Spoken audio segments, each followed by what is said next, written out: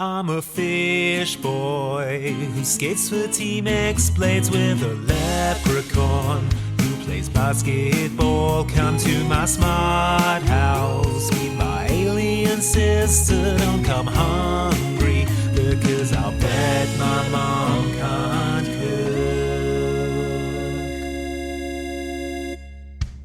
Hello and welcome to Mom Can't Cook, a DCOM podcast. I'm one of your hosts, Luke Westaway, and I'm Axel jumping in onto the ice with good attitude. I'm age eligible, and I've got an arabesque that's to die for.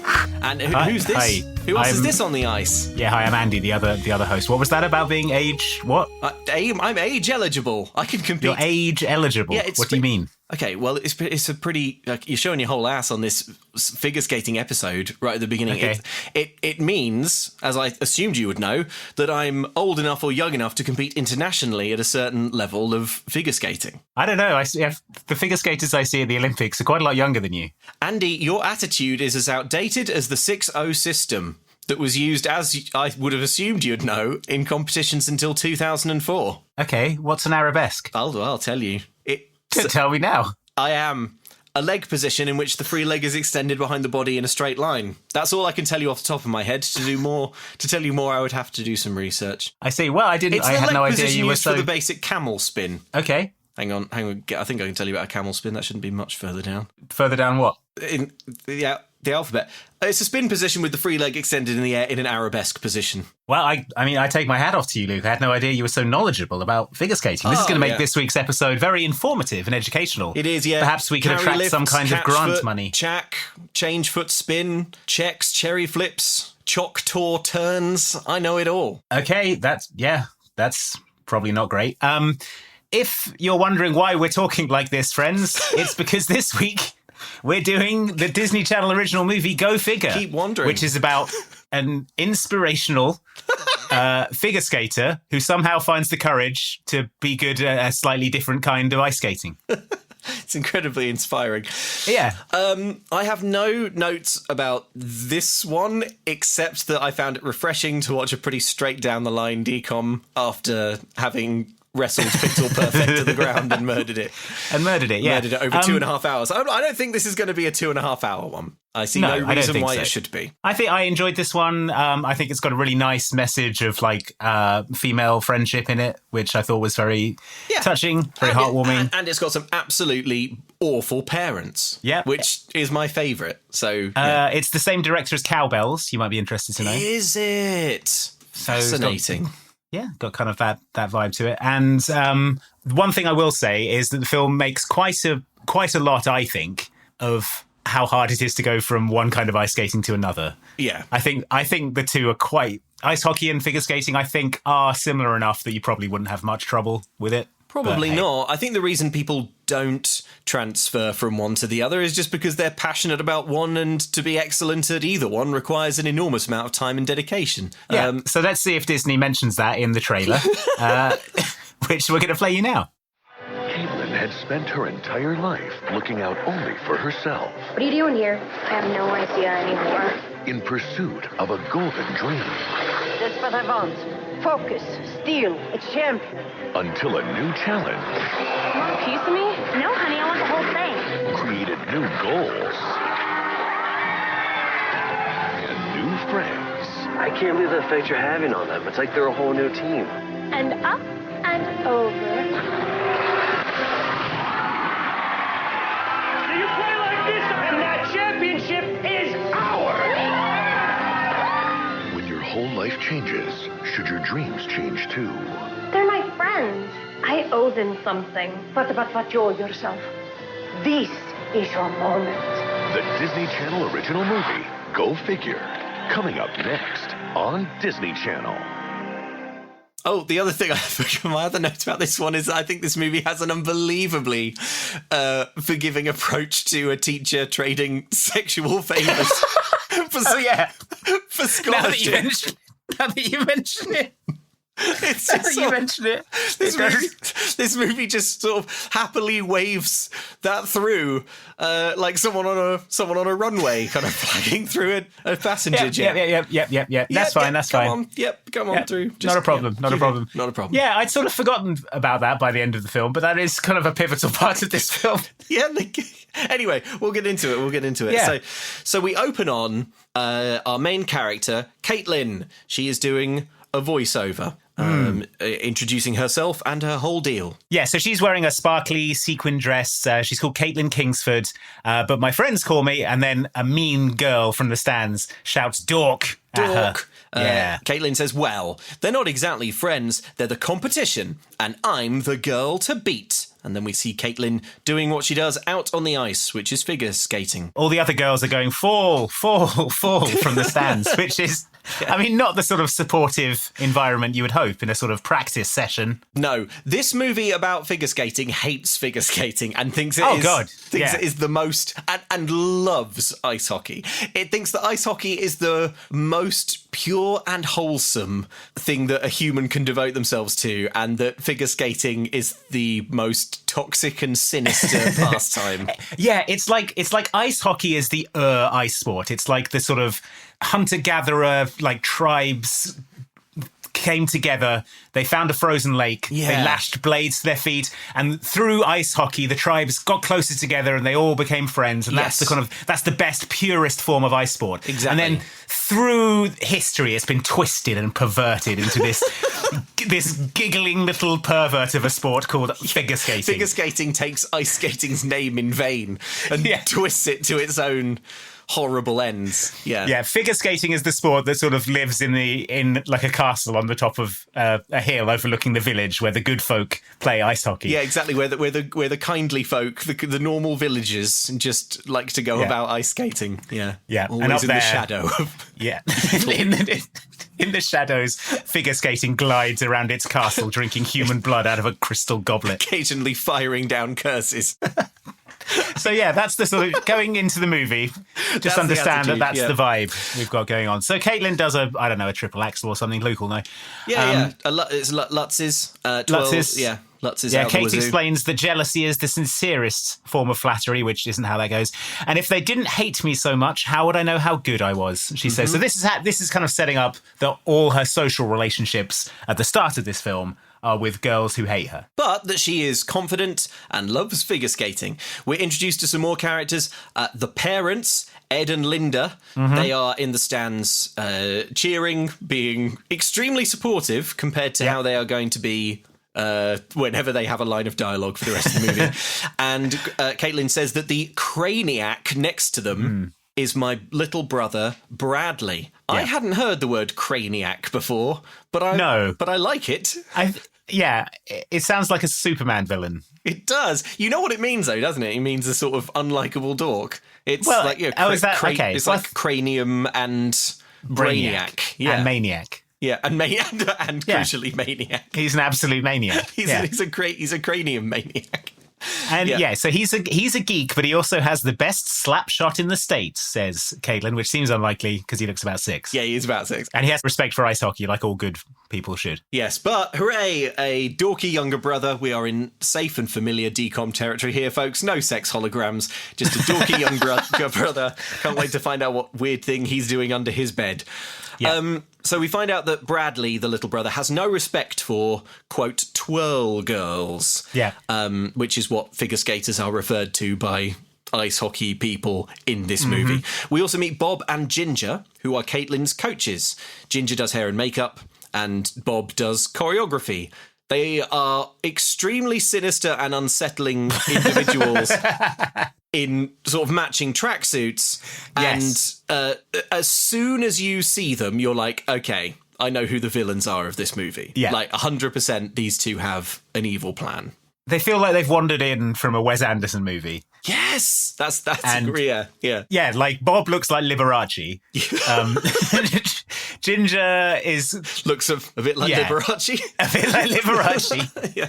Or Bob looks like Michael Douglas playing Liberace. Yes. And it seems like watching these two, they're like, oh, okay, Caitlin's gonna like outclass these two rubbish coaches, and they're going to like try and get her back in some kind of sinister way. Yeah, although they look like they're being introduced and they're going to be inept villains. Sort of. Yeah. They've got a Wet Bandits sort of energy to them. Yeah, they've got the You Lucky Dog gang. Yes, kind of vibes. yes. Yeah. So Caitlin says, I love Bob and Ginger. They're spectacular human beings.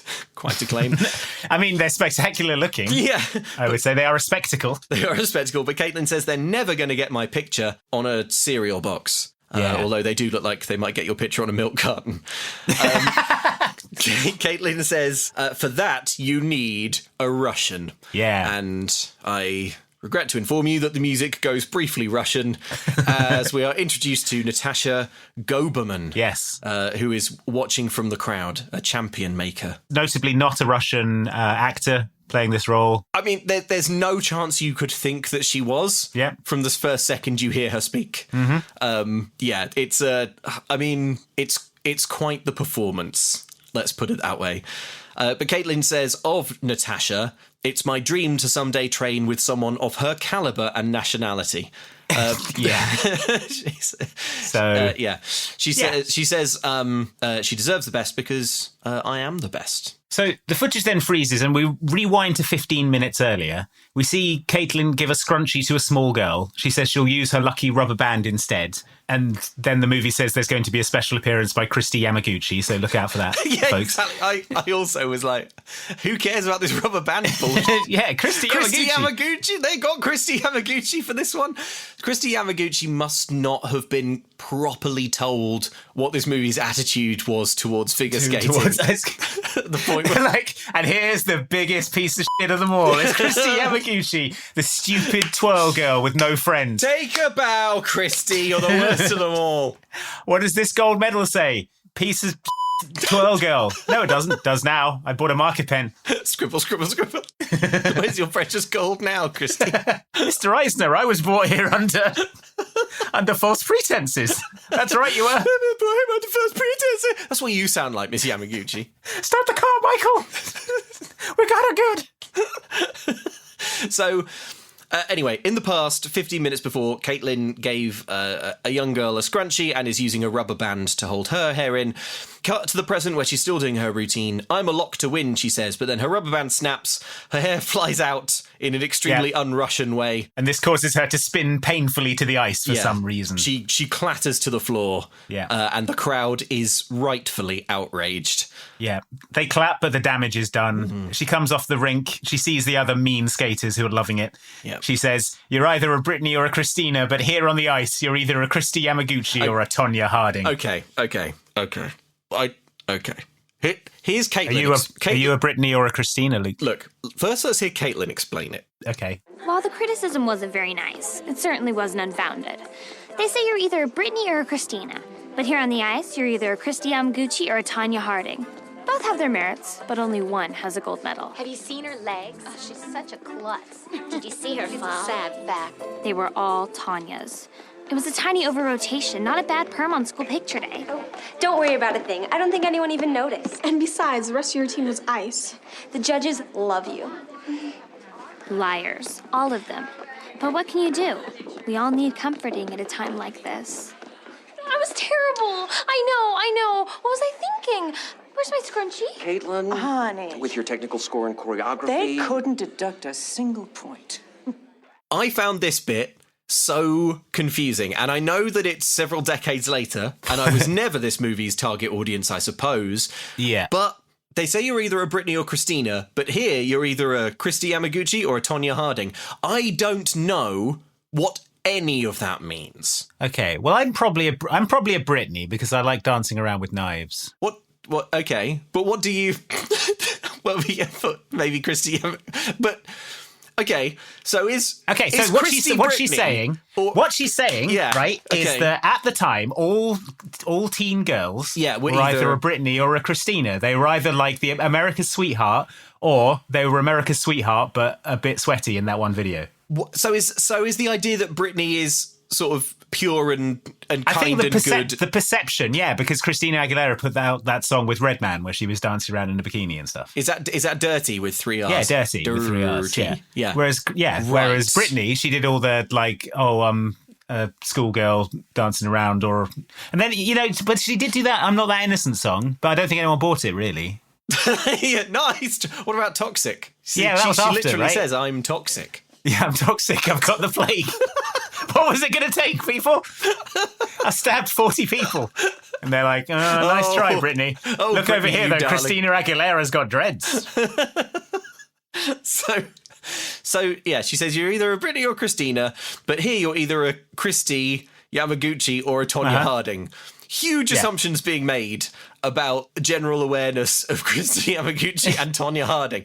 Also, well, Tonya Harding did attack that person, didn't she? No, she didn't. Was that not what happened? Well, that was Tonya Harding, but it wasn't her who did it. I found all this very... Is it bad to be Tonya Harding? Because I saw the movie, and in the movie... Okay, I've not seen the movie. Well, in the movie, the movie was quite sympathetic towards Tonya Harding. Okay. And I don't know what Christy Yamaguchi's like. Maybe she's evil. I don't know. Okay, to maybe be honest, she crushed her rivals under as big Zamboni. I have never looked into the story of Tonya Harding. Like, as far as I'm aware in the general pop culture, just from references to it, the people understand that she attacked her rival Nancy Kerrigan, right? So what they're getting at is that Brittany is the Christy and Christina is Tonya. Sort of like because Christina Aguilera is the sort of like bad girl of pop, and Tonya Harding is the bad girl of figure skating. Yeah, but Christina her team Aguilera broke someone's legs.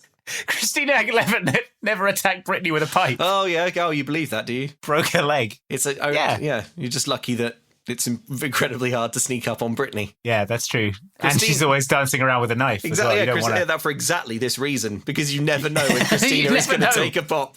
When she'll pop out of a side hat with a length of lead pipe and just Wow. Okay. Well, I'm learning stuff. This is educational. I didn't realize. I'm on Tonya Harding's Wikipedia page now. Okay. It says that her ex-husband orchestrated the attack. Yeah, it's all in the movie. The movie's good. It's a good movie. Damn, people should watch that movie, probably. Yeah. I had no idea. Okay, so, it's quite a funny thing you haven't seen I, Tonya, but you have seen Go Figure. Twice. Yeah. Twice, I know. I could have watched I, Tonya in the time. Watched a really good film about figure skating. Instead, I watched a bad one twice.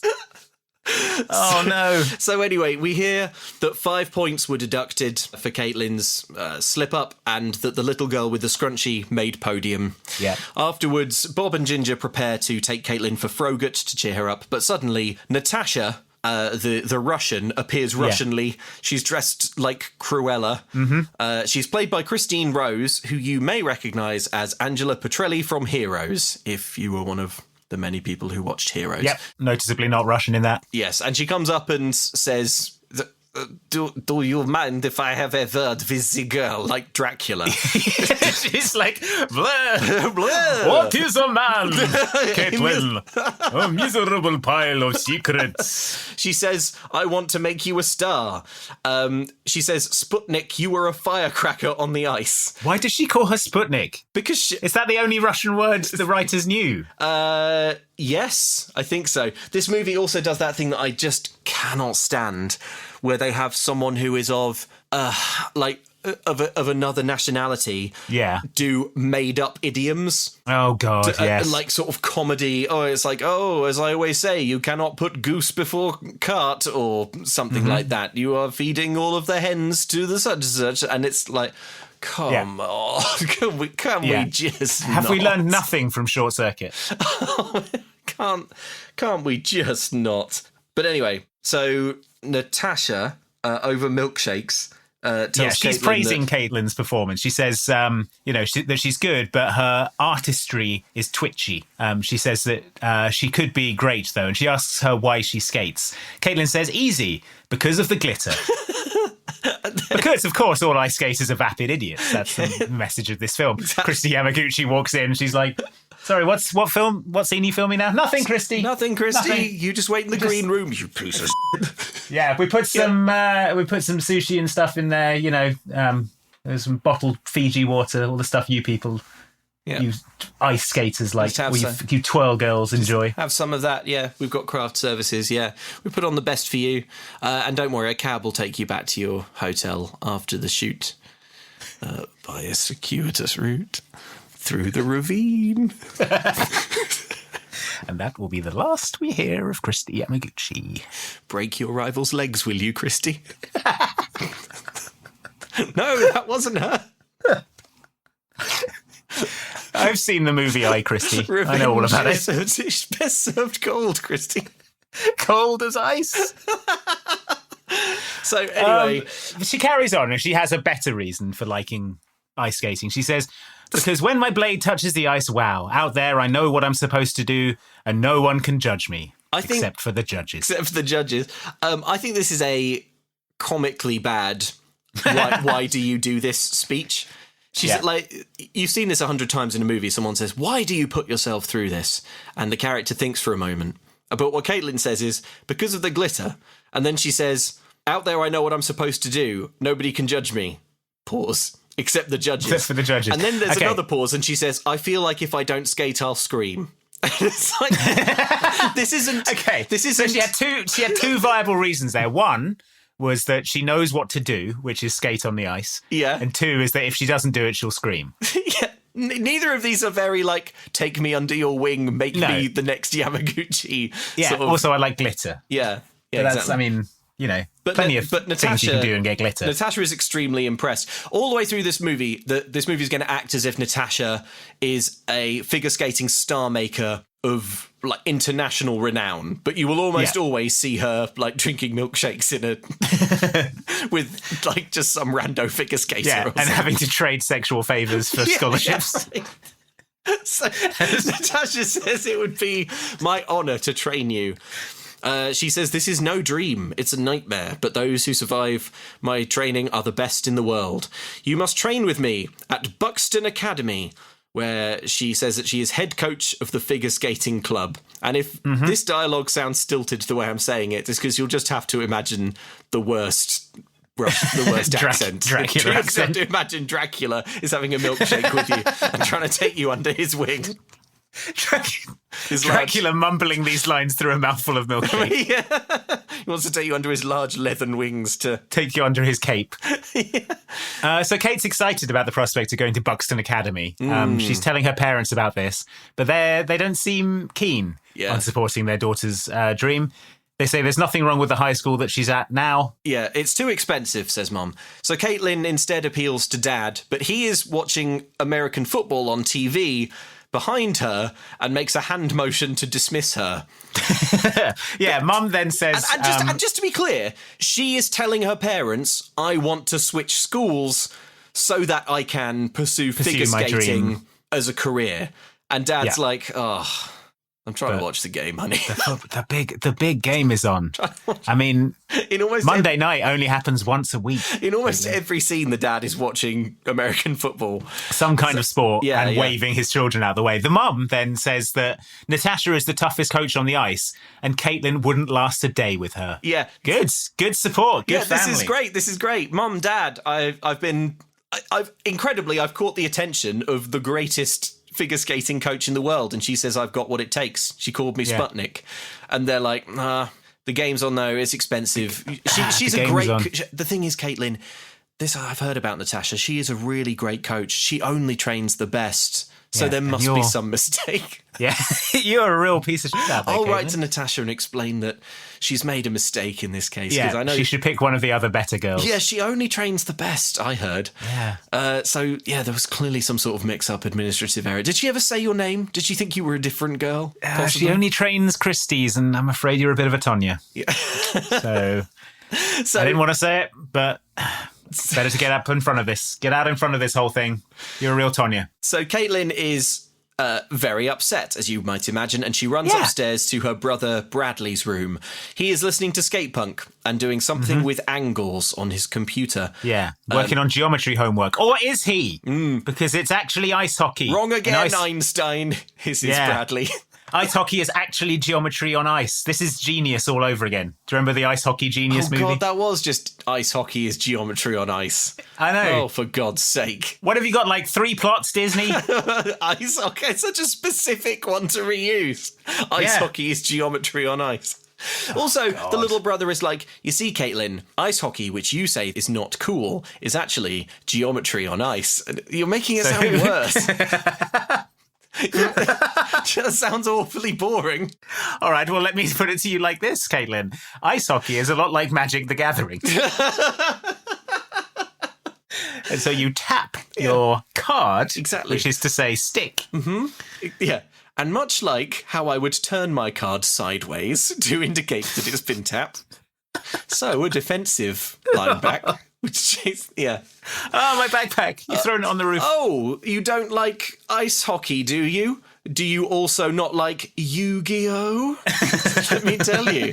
Because the two share a lot of things in common, Caitlin. And if you'll just... She left 5 minutes ago. Yeah. So Caitlin has come here to ask Bradley to just give her his rare hockey puck collection so that she can, I guess, sell them for tuition money. Yeah, this is his treasured, rare, signed hockey puck collection. They are arranged in a loose pyramid on his desk. Yeah. He protectively slams his arms over them and shouts, "Get out!" Anyway, Bradley is not convinced by Caitlin's plea. He says, "You want me to give you my most prized possession just so you can flunk out of boarding school?" Just to make absolutely clear that no one in the family believes that Caitlin can do this. I think they're all written as if Caitlin is a sort of vapid, like she's a cowbell. Yeah. You know how at the beginning of Cowbells they are convinced, she's doing a driving test and she's like, la la la la la, I crashed my car, I can't drive, daddy's credit card, I'm on my phone, all that stuff. Yeah, and that movie kind of makes it work. Yeah. But this one, she's just a normal girl who goes home and then her parents are like, "F off." Yeah. You want to do what? Sorry, you're too much of an idiot piece of trash to do anything. Why are you even asking us? Yeah, it's so... Yeah, they're really... It's baffling how they react to her. And then he gives her this speech about how she's the most spoiled, self-absorbed, prima donna twirl girl he's ever met in his life. Yeah. She says that she did a walkathon for charity, and he's like, "You walked half a block and raised $3 for Models Without Mascara. You're a piece of shit. Get out of my room." Yeah. So Bradley says, "I have to go to hockey practice," and leaves in a huff. Caitlin storms out too and briefly walks down the corridor the wrong way when she leaves, in a way that definitely looks like it could have been a filming accident. but what is it, 50 grand a day? We know time. Burning daylight here, people. Yeah. So we cut to the school. Caitlin is explaining to Goberman that she has no money. Goberman is explaining that she's been cut out of the past 2 world championships and sees her future slipping away faster than pierogies at a Vladimir Putin dinner party, which is... an odd reference. An odd reference that, needless to say, was bad and has aged worse. I remember a time when the worst thing you could say about Vladimir Putin was that he really got through the pierogies at those dinner parties. Yeah. So Natasha says, "I need champion again. I need you. I have idea. I be right back." I'm gonna let you fill in the Dracula accent. Me go now. Me go have idea. Me go principal office. So we cut to hockey coach Morty's office. Morty Reynolds is his name. He is played by the dad from The Luck of the Irish. Yeah, that's right. He's a bald chap. He's got a goatee, and he loves his ice hockey. And he's in his Stone Cold Steve Austin let himself go. Yeah, he's here in his little office. And Natasha is here to make a pitch. I think we should hear Natasha's pitch so that from here on we can start relaying her words normally. Have you lost your mind? No, and I've had second opinions. Look, I've got one scholarship position to fill this year, and it ain't gonna be with her. She's spunky. She's too tiny to play hockey. Oh, but that's her advantage. She can get in and out of places your parents couldn't even dream of. But those legs! You are looking at the only skater under 16 years of age who has ever done a triple axel in competition. Really? But I lie. To get what you want? But I lie to you, Marty. So Morty is unconvinced by this appeal, but then Natasha purrs at him, "I'd owe you." And Morty says there are only 3 things that'll get your figure skater onto my hockey team. You, me, and a restaurant by the sea. And then Natasha smoulders, "Pick me up at 8. So it seems that Coach Reynolds isn't the only one with a position to fill. Oh, I'm sorry. Oh, no. Oh, I could make a... You know what? I bet I could make a really good filthy follow-on joke if I knew any ice hockey positions. Hang on. Oh, all right. Now this will be fun. Hang in here, everyone. Ice hockey playing positions. Yeah. Okay. Don't be too forward. Is that one? That's pretty good. Wow, there really aren't many ice hockey players. Stickman. Puck, Is that Puck it? boy. That can't be it. Puckish sprite. Wow, I tell you what, there is nothing funny about ice hockey. Puck juggler. You absolute puck juggler. Yeah, man, I don't know. Fast boy. He'll be. Seems like he'll be heading up Natasha's right wing. I don't know. It's no. None of these are funny. I thought there would be like a funny position name. Goalie. No, Pretty funny. There's goalies, wingers, centres, and defensemen. Oh. See, can you make a joke about defensemen? What was it you said? You said I assumed there would be a forward, right? Yeah, but before that, the original, the jumping off joke was, looks like the coach is not the only one. It's not the only one with a position to fill. Yeah. You know what? This isn't working. But I've got here a glossary of figure skating terms. Okay, this will be good. Let's hear it. Oh yeah, I wonder if Natasha will be the one performing the cross stroke. This is the bit we'll clip out and send to the British Podcast Awards, I think. Looks like so. looks like Coach Goberman's going to be getting a long lift. Jesus Christ. You're such a Tonya, Luke. I surely am. You're Tonyaing this podcast right now. I am. I really am. Or, yeah. Okay, so the point is that the school doesn't offer scholarships for figure skating. Yeah. But it does have a scholarship for ice hockey. Despite having on staff like the most famous and respected figure skating coach. Yeah, who they presumably are paying $400,000 or $500,000 a year. Yeah, right. Well, maybe that's why they don't have a scholarship. So there's no, there is no scholarship position, except Natasha has gone to the coach and said, "Hey, how about this? We have sex." Yeah, is the implication. And then how about my girl Caitlin can get on the ice hockey scholarship?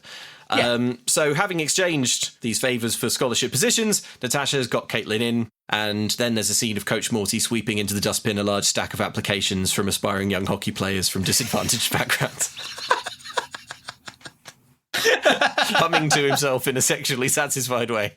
As the film presents this as good somehow. Yeah, smoking a cigarette and glowing warmly, he's whistling a merry tune. He sweeps them into the dustbin where they belong. Several more times in the film, you'll see Caitlin go home to her large, well-appointed family house. Yeah. 2 cars in the garage. So, Natasha returns to Caitlin and says, "Welcome to Buxton Academy. You start hockey training in a week." And Caitlin's like, "What?" Yeah. And then Natasha explains this school doesn't offer scholarships. No institution in the country does. "How unfair is that, America?" quips Caitlin, who just jumped to the front of a scholarship queue. Yeah, you want to talk about unfair treatment? Yeah. "How unfair is that, America?" I'm disgusted. Yeah. Anyway, time to not attend my scholarship ice hockey thing because I don't care about it.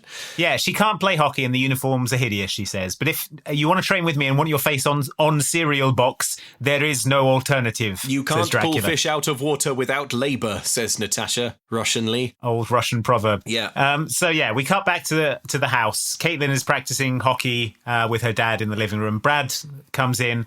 He's appalled. He didn't think they allowed hockey in the house, but now Caitlin does it. It's allowed. Dad's like, yeah, it's allowed now because Caitlin's doing it. Good family. Good family. The dad says, "Oh, I didn't hear you. Your sister who hates hockey got a hockey scholarship easily." And Bradley's face contorts in rage and grief. I'm the one who, he says, and then he leaves. Yeah, "She doesn't even know how to play." And he flees. The rest of Bradley's arc in this movie is the funniest thing imaginable. You see Bradley about 6 more times in this film, and every time you do, he's building a death robot. For the rest of my life, I will be thinking about how Bradley quits ice skating to build a killer robot.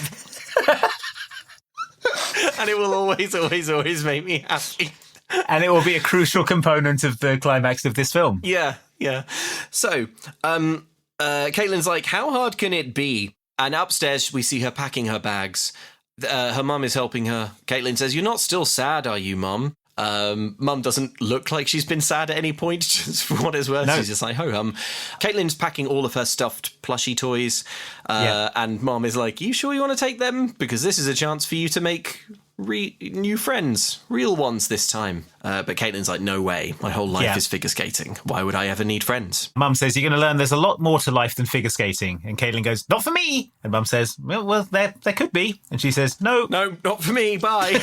Bye. I'm out of here. There's a sort of awkward pause, and then we cut to school. She's there now. Yeah. And doing hockey. She can barely stand on these hockey skates for some reason, despite being a world-class ice skater. Yeah, right. Well, they're the wrong kinds of skates. They've got no, what is it? Toe pick. Toe pick? I mean, that doesn't make much of a difference. There are like 6 other ways to stop on ice skates that don't involve toe picks. So I think they're over exaggerating. Okay, so the first thing we see is hockey practice.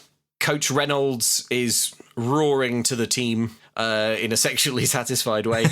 He says, life is a game, hockey is not. And we see the other girls on the hockey team. They are not impressed by Caitlin, who has wobbled in. She is being a dick. She's talking out loud about the other girls' unconditioned hair. Yeah. So she says allow. I think this was supposed to be VO. I wonder if maybe they had her say it on the day and were like, we'll just use this as the VO. But then they accidentally filmed her mouth moving. Because she's just stood amongst these girls and she says, they're just girls, just like me, except bigger and meaner with unconditioned hair. And she sort of says this into their faces. And everyone sort of swivels to look at her like, What? What did you just say? What? Wow, that was breathtakingly rude, new skater. One of the girls is Tanya Gennady, who is Cindy from Pixel Perfect. According to IMDb, she's in the music video for Every Morning by Sugar Ray, but I could not see her in it. She's also in It's Always Sunny in Philadelphia. Oh, really? And Curb Your Enthusiasm. She's been in an episode of that. Oh, recently. Wow. Okay. So, I probably... The thing is, when I do this, I tend to immediately scroll down on IMDb because I'm like, just tell me what they were doing in 1999. Yeah. But probably I should start at the top. Yeah. Well, yeah, there usually isn't anything at the top. I should benefit the doubt. So also here we have, obviously, the other players. We have Coach Reynolds and a boy called Spencer, who is a hunk. Imagine a young Gary Busey.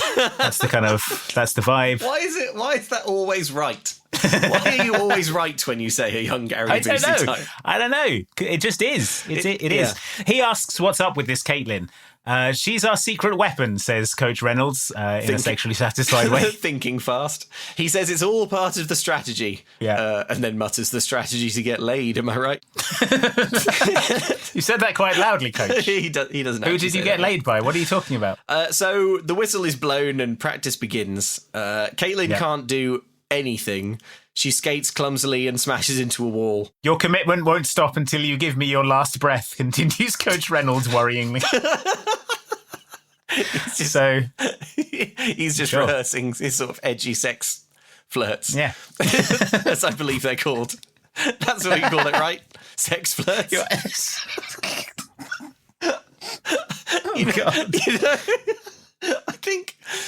I think combining the word... Who knew that combining the words sex and flirts, which independently, perfectly fine words, who knew they would be so disgusting when put together? I did. It sounds like something that you would go to the doctor for. Sex flirts. Well, yeah, maybe that's why Coach Reynolds is in such a mood. Yeah, he's been experiencing sex flirts. He's got to see the doctor after practice. And he's dreading it, to be honest. Yeah. I mean, he knows it's not going to be good news. Yeah. The scans came back, it's sex flirts. I'm afraid it's sex flirts. Is there a cure, doctor? I'm sorry, Coach Reynolds. I only wish there was. This is the worst case I've ever seen. Oh. So, yeah, she can't stop on these ice skates because there's no toe pick. Yes. She's bootsy, says Spencer, which means terrible. And Spencer yells at her a bit and calls her useless. She can't skate at all on these skates. She's forgotten how to skate entirely. She's knocking over cones. She can't do leg raises. She's awful. But who cares about that? Because the next scene is about Bradley's robot. Yeah. We cut to the school corridor. A small boy approaches Bradley with a dire warning. The Robo Wars, he screams. The Robo Wars are coming. He's got... He says the Robo Wars are coming, and to confirm it, he's got a flyer. I guess it was kind of the robots to drop leaflets. Yeah, when Skynet became self-aware, the first thing it did was go to Kinko's and print off 500 leaflets. FYI, humans, the Robo Wars are coming. The Robo Wars are on their way. If you look out the window now, you'll see a hunter-killer flying around. So Bradley's little fellow Poindexter is like, hey, how about Robo Wars? And Bradley says, I already entered. And his sort of like little mini dork says, but how will you do that? And hockey practice every day. I quit hockey, says Bradley furiously. But because you Caitlin love hockey. Also does it. Yeah. You love hockey, says the mini dork. Yeah, I know, but what's the point? What's the point? Good family. Point That's is what I think. Bradley Good family. devoting himself instead to building a killer robot. It's so funny. He's doing the Dr. Robotnik arc. He's shaving his head with a bit of metal like Colonel Kurtz in Apocalypse Now.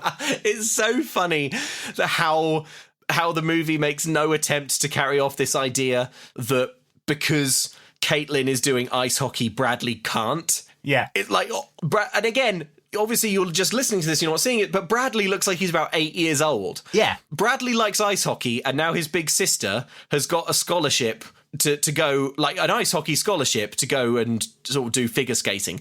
This does not affect Bradley at all. No, he loves ice hockey. Yeah. This is the only thing he does love. His room is full of ice hockey posters. He's got ice hockey pucks. And then seeing his dad play ice hockey in the lounge once with his sister causes him to abandon the only thing he loves and turn to death robots. He burns his ice skates, and in the flames reflected in his eyes, we see a Terminator rising. He takes the blades off his ice skates.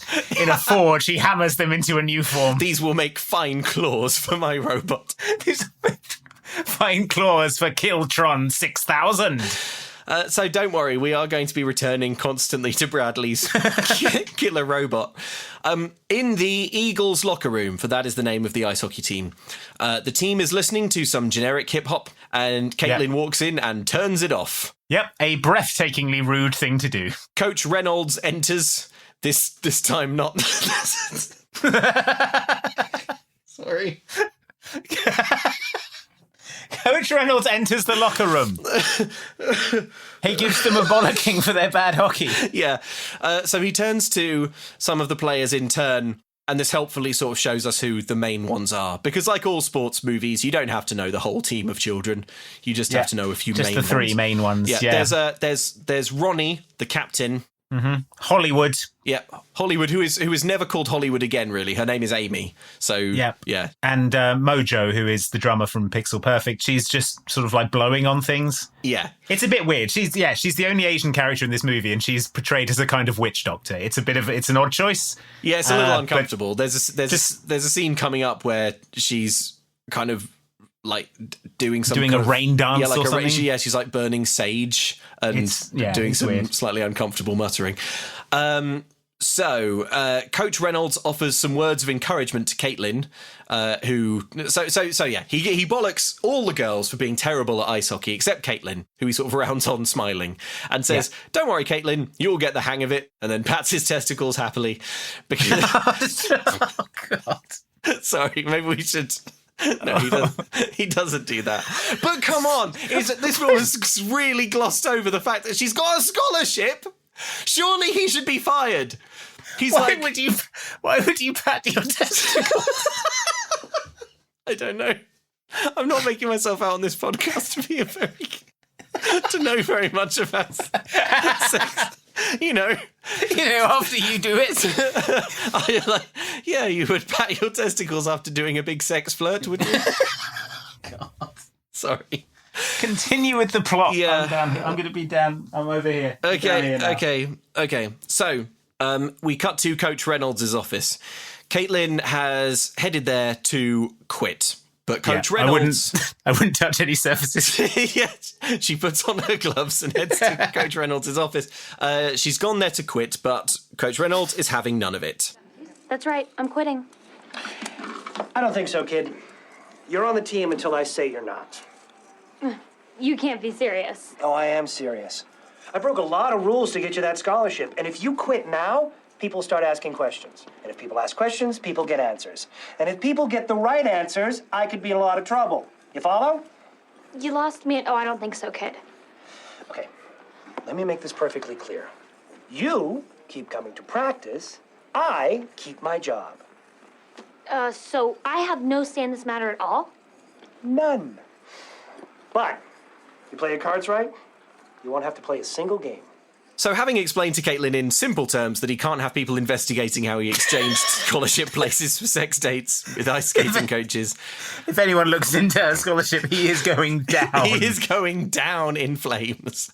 Yeah. So he says, don't worry, Caitlin, I will simply bench you, thereby solving the problem. Meanwhile, disadvantaged scholarship applicants from all over continue to practice ice hockey in the street, I guess. Yes, with an egg and a brunch. Yeah, thinking, oh, well, I guess I just wasn't good enough. God, that application took me weeks. Well, I'm sure they gave it to the right person. Yeah. I'm sure the system works. You'd bench me? That's the nicest thing anyone's done for me since I got here, says Caitlin. Everyone in this movie is bad. Yeah. I've written here. Reynolds says, oh, by the way, don't mention figure skating club. The girls on the team hate figure skaters. Then the subtitles say, I've always hated figure skaters, no idea why. But I think what he says is they've always hated figure skaters, no idea why.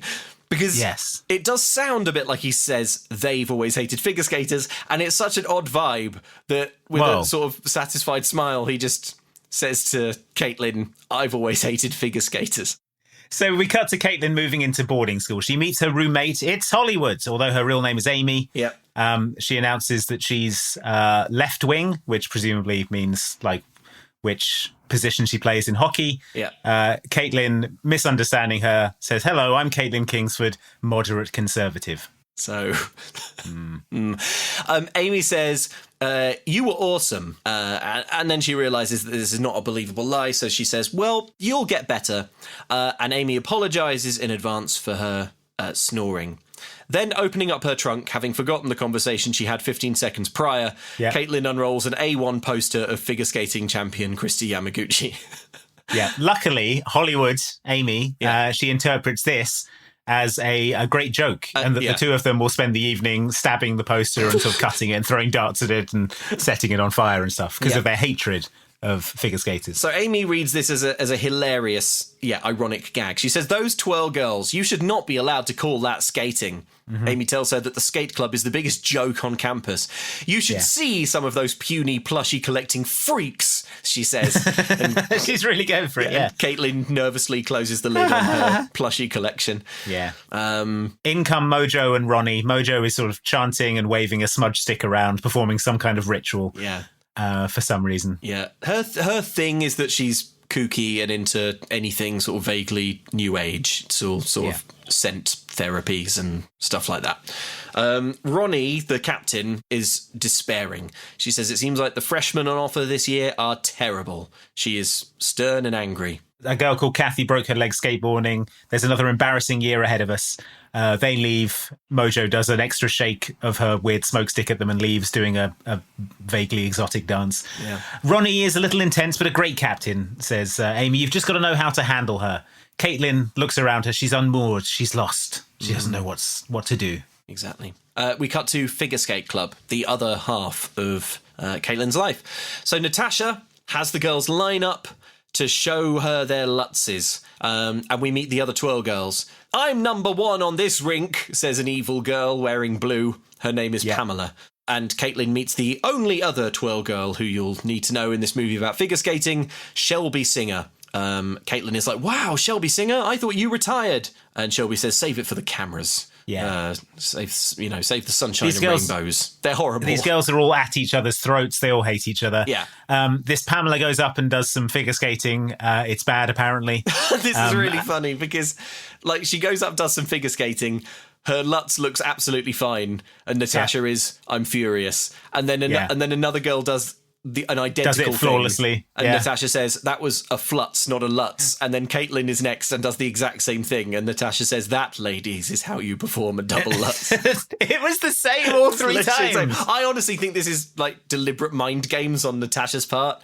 I think this is actually gets the best out of her pupils with, she just picks one.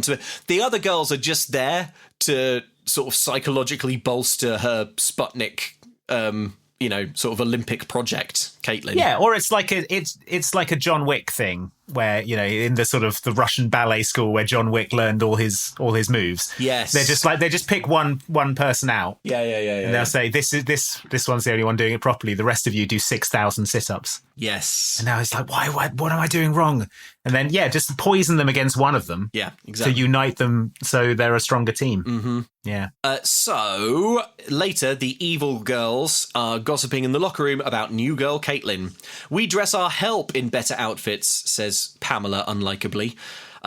Shelby says, I don't care how she dresses. I think she can skate. Which tells us that she is not as evil. In a reverse shot, we then see Caitlin sitting literally 3 feet away from this conversation. Shelby, though, she has the real devastating compliment on Caitlin. She's here on a hockey scholarship. It's too delicious.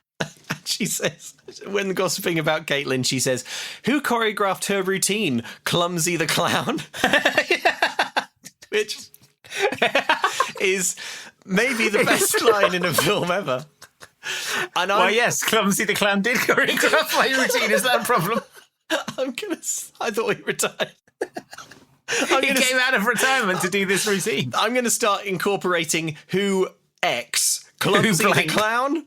Who made this dinner? Clumsy the Clown? Exactly. Who dressed you this morning? Clumsy the Clown? Jesus, who wrote this movie? Clumsy the Clown. Hey, who designed your conservatory? Clumsy the Clown?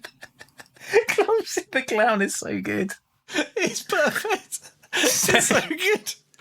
Oh, yeah, just any time you want to burn anything slightly substandard. Yeah. Oh.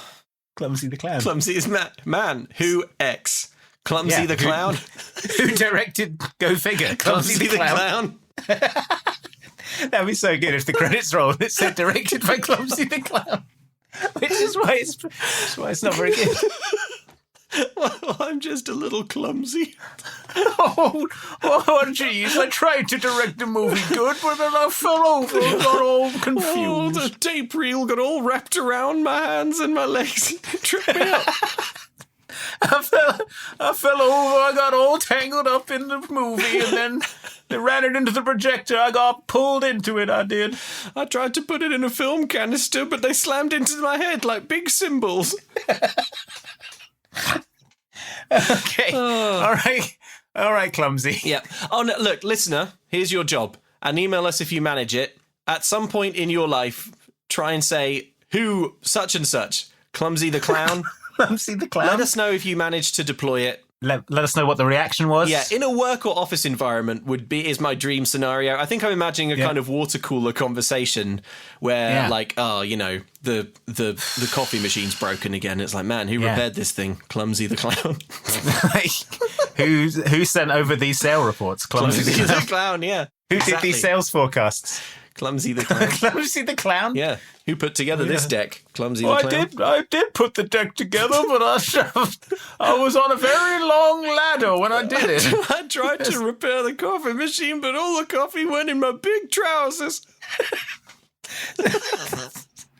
Okay. Well, yeah, let us know how that goes. So anyway, Clumsy the Clown. Anyway, Caitlin storms in and she says, say what you like about my outfits or ice hockey, but you do not badmouth Clumsy the Clown. Clumsy, he is a saint. I mean Bob and Ginger.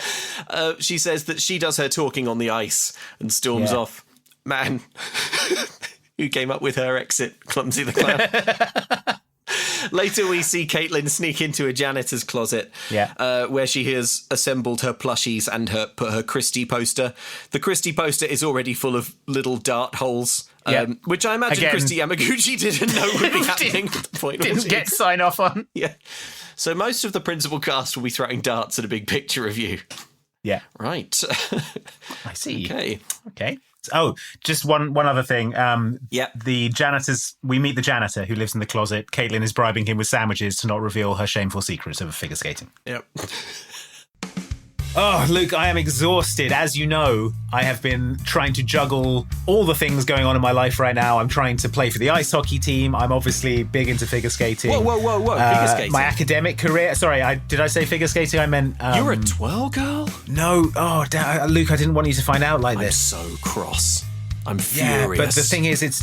I know you're so against figure skating and so for ice hockey, but the thing is, I've just not had time to get to the grocery store because I've been spending so much time. Yeah. Okay, put down the knife, Luke. This is Luke. Okay, just back away. Calm down. What I'm trying to say to you, Andy, with the knife. He dodges, and the knife goes through some fresh vegetables. What's this? Well, Luke, what I was going to say is that I haven't had time to go to the grocery store, but it's not a problem because I signed us up for HelloFresh. What? That's right. HelloFresh makes home cooking easy, fun, and affordable, which is why it's America's #1 meal kit, Luke. And you've already started cooking because you're dicing that zucchini. I am. I'm dicing it up so good. You can make restaurant-quality meals at home without the high cost of takeout. And plus, HelloFresh's new Ready in 20 recipes are on the table in just 20 minutes. That is even quicker than delivery, folks. Ring in springtime with fresh seasonal produce picked at peak ripeness and delivered straight from the farm to your door. Folks, I get HelloFresh myself. I find it enormously convenient to have my entire week's worth of dinners sorted out ahead of time. It means I don't have to go to the supermarket and think about it in any way. I just go into the kitchen, my meals are already sorted, and I know they're going to be delicious. All the ingredients can be fresh and it's going to taste great. Yep, so go to hellofresh.com/momcan'tcooksweet for free dessert for life. That's right. One dessert item per box while your subscription is active. That is free dessert for life at hellofresh.com/momcan'tcooksweet. Luke, please dice the... Yeah, okay, continue dicing the zucchini. I'm worried about this. Finished now, it's all diced Okay, well, dice this eggplant then. Okay. I know all the American words for vegetables. You do. Checkmate. Andy, I've just used this knife to slash at you wildly. You have. And while you danced out the way of my blade like a twirl girl... It was a plie. Yeah, with a plie. Probably. I did manage to slash up your clothes. So here you stand in front of me almost entirely nude. Yeah, but don't worry, Luke. I won't be nude for much longer because Oh, this isn't an ad read. This is just something I bring. Okay. This is just a little something I've been writing in my spare time. Just a little creative writing project. Well... Yeah. Well, luckily for you, I am already on Insert Coin Clothing. What? Oh, great. Picking out some new items to wear, so don't even worry about it. Maybe I'll drop into their t-shirt section and buy myself something with, the games that I enjoy, like, for example, Cyberpunk 2077 or Bloodborne. Ever hear of it? Oh, yeah, it's great. They've got a... Doki Doki Literature Club. Ever hear of that? They got a new Doki Doki Literature Club t-shirt right here. Oh, sweet. Doki Doki's great. With all of your favourite characters. They've got this absolutely wild Sekiro jacket that must be seen to be believed. I'm seeing it right now. Yeah. Seeing it with my eyes. It's great. Only now do you I'm coveting it. Yeah. Loungewear, Luke. I'm talking sweatpants. Ooh. I'm talking joggers. I'm talking PJs even. PJs? The comfiest, sweetest PJ pants you've ever seen. Amazing. All right, well, you are not going to be nearly nude for long, Andy, it seems. No, I'm not. And neither will our listeners if they go to insertcoinclothing.com and use the code Puck Around and Find Out. That's PUCKAROUNDANDFINDOUT. Puck Around and Find Out. For 10% off online orders. Codes are not applicable on charity items, bundles, gift cards, postage, and some products at launch. Codes cannot be combined with other deals or promotions and are valid until the end of 2024. Puck around and find out, folks! It really made me laugh the way you emphasised the P, because that made me think, what if the code was around and find out? And Insert Coin was just taking a new aggressive stance. Aggressive stance with the codes. Yeah. Yeah. All right, well, folks... 20% off with code. Use this code and die. To be clear, that's not the code. That's not the code. The code is Puck Around. Puck It's around. Puck Around and Find Out, Luke. So use that, get some great clothes. That's insertcoinclothing.com. Thanks again for sponsoring the show, folks.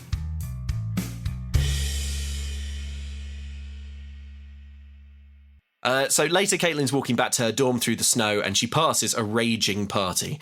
She peers through the windows. It's a concert. Spencer, the boy, is playing guitar. He's a front person for a Disney Channel pop-punk band. Whatev, says Caitlin, watching Spencer. Whatev. So coming home, Amy is suspicious of why Caitlin was out so late. Remember, her twirl girlery is a top secret. Yes. But she more or less manages to get away with it. Yes. Then she's on the phone to her mum. She's on the phone to her mother. Her mum, she's complaining to her mum. Her mum is like, remember that this is what you wanted. Mm-hmm. And then she says, now that you've been gone a couple of days, I'm selling off everything you own.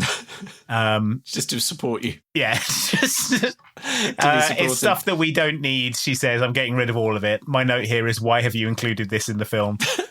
Have you... because we're building up to a B plot of Mum's internet business. Internet business. This is sowing the seeds of a very important B plot that doesn't come to anything and doesn't impact the plot in any way. No, but it does take up runtime. It sure does. Have you made any friends? She asks Caitlin.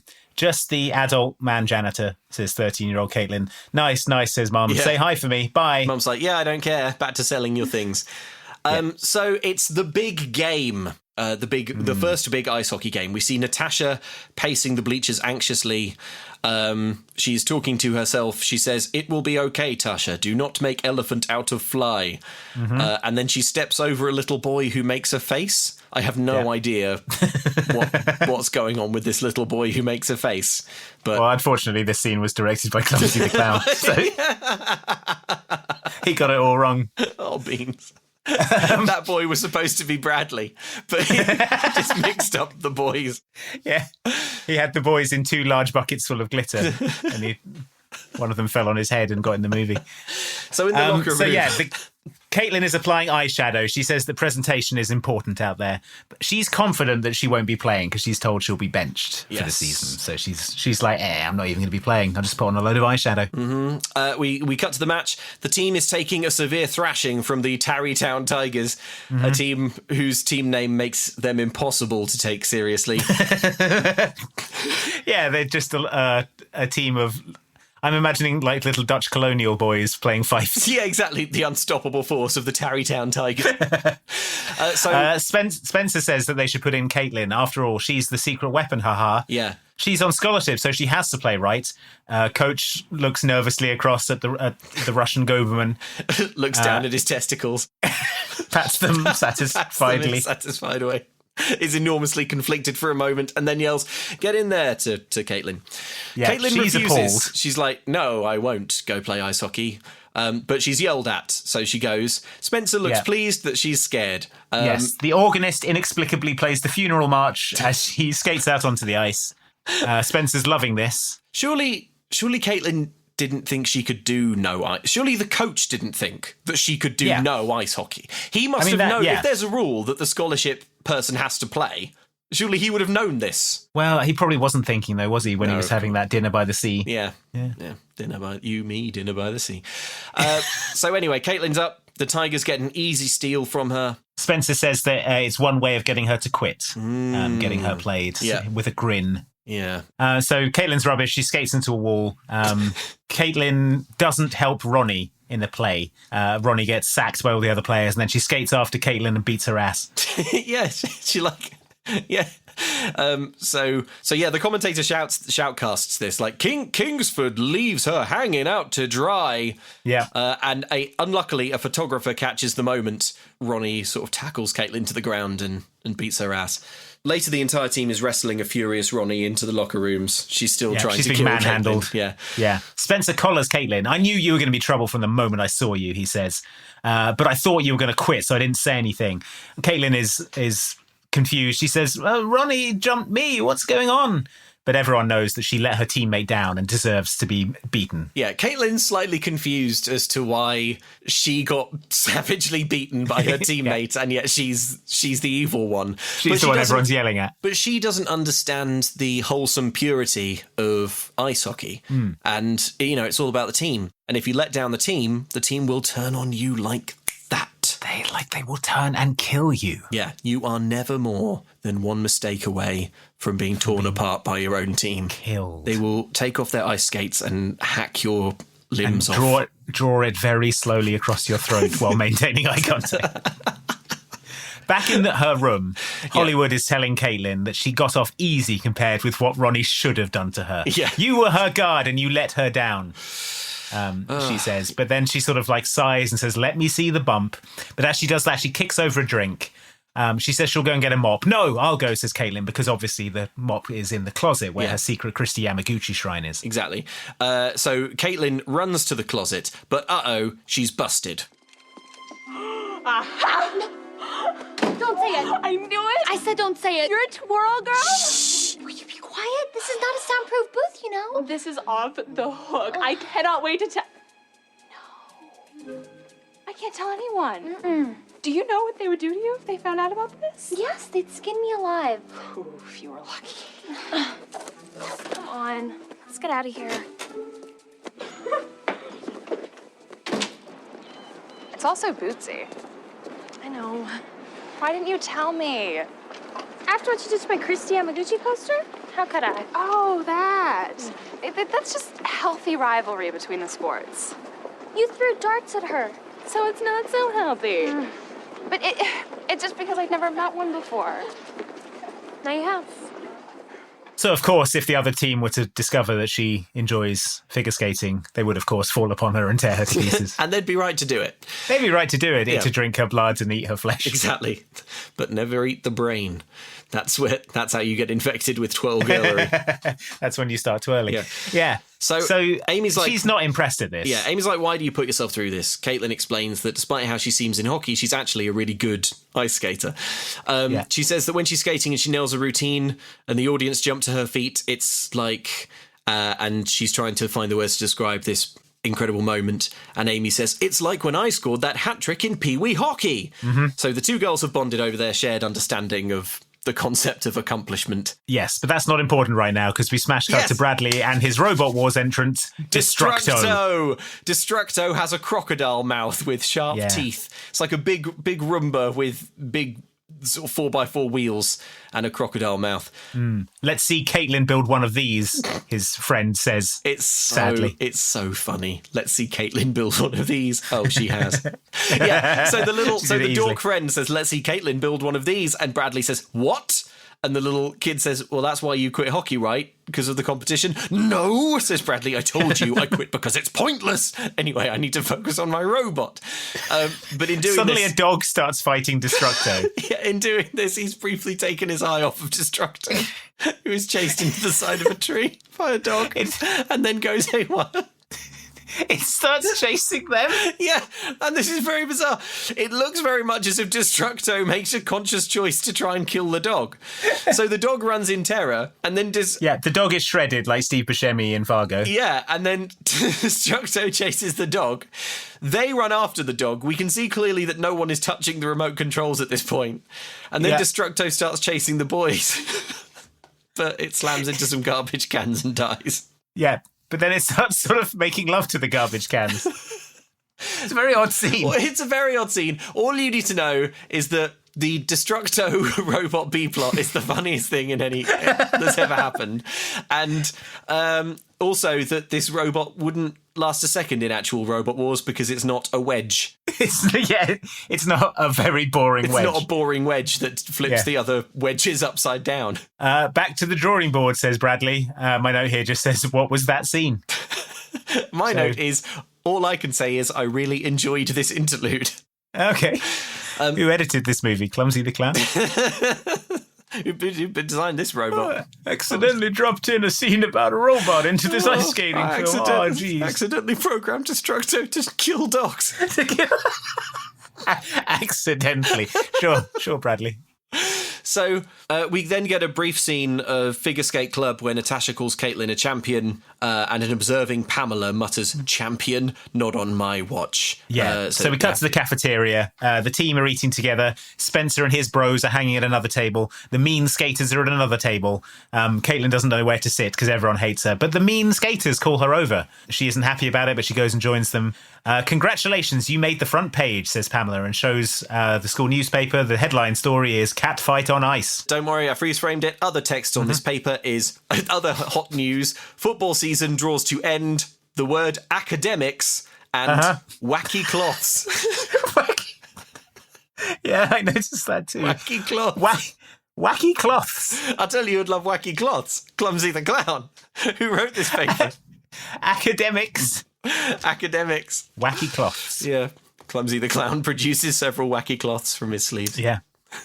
So yeah, if you want to know about catfights on ice or wacky cloths, the Buxton Bulletin is the newspaper for you. Yeah. I'm trying to apologise, says Mean Pamela. I've been hard on you, but you're my only serious competition here. I had to be a little jealous, right? And to make it up to you, I'd like to invite you to a party tomorrow night. Wow. A party, says the idiot Caitlin, who can't see this obvious trap for what Have it you is. never watched a DCOM, Caitlin? Yeah. Honestly. The mean girls don't invite you to parties unless they want to prank you senseless. You're going to get pranked senseless. You ever seen Carrie? That's what's going to... Actually, that is what's going to happen. Yeah, you're going to get carried. Yeah. So Caitlin's like, I guess I could go to a party for a little while. But she's reticent because she has an important figure skating workout later that evening. Later, Spencer is walking home and he catches sight of Caitlin running solo hockey drills at night. He sees that this is an opportunity to make fun of her, so he goes in and says, what the hell are you doing here? You're not a dedicated player. Caitlin says, what's it going to take to get you off my back? And Spencer proposes a little game. He says, if you can get this puck past me, I'll never say another word about you again. Yeah, to me again, she says. And they agree on this deal. She then effortlessly gets the puck past him. He falls over and she scores. She's suddenly incredibly good at hockey. And he, who is an ice hockey coach, and so presumably quite good at ice hockey, is bad at it. And now he's a crunched up bone heap on the ice. Yeah. This scene, it doesn't make sense. It's like they accidentally sort of Clumsy the Clown pasted this in from like the sort of... It's like it's supposed to be in the 70th minute of the movie or something like that. Because they're kind of, they're flirting a bit, their relationship's developing. And also, like, we also see Caitlin running ice hockey drills at night, even though at this point in the movie, she doesn't care about ice hockey at all. And 10 seconds ago, she couldn't even stand up on ice hockey skates. And now she's effortlessly twirling past the best hockey player in school. Sweeping the leg. Okay, so back in the house, Mom is doing yoga, but the TV keeps glitching. Yeah. What the hell are you doing, says Mom to Bradley, who walks in with his wacky hair all sticking up. He says it's down to the electromagnetic field he's trying to generate for his robot. Yeah. I'm trying to relax, says Mom. And I'm trying to make a robot that this family can be proud of, says Bradley. And... I've written that verbatim and I've written it all in capitals. I'm trying to build a robot this family can be proud of. Well, excuse me, Mum. I'm out here trying to build a robot that his family can be proud of. What kind of robot have you built recently, Mum? Mum, realising what's going on, says, we're proud of you, Bradley. I'm talking about the robot! Says Bradley. Bradley goes back to focus on his true passion, Destructo, the killer robot. This is baffling. What happens next? He says he needs someone to discharge the excess static, and Dad's at work. And then the scene ends. What does that mean? What are you talking about, Bradley? What are you going to do?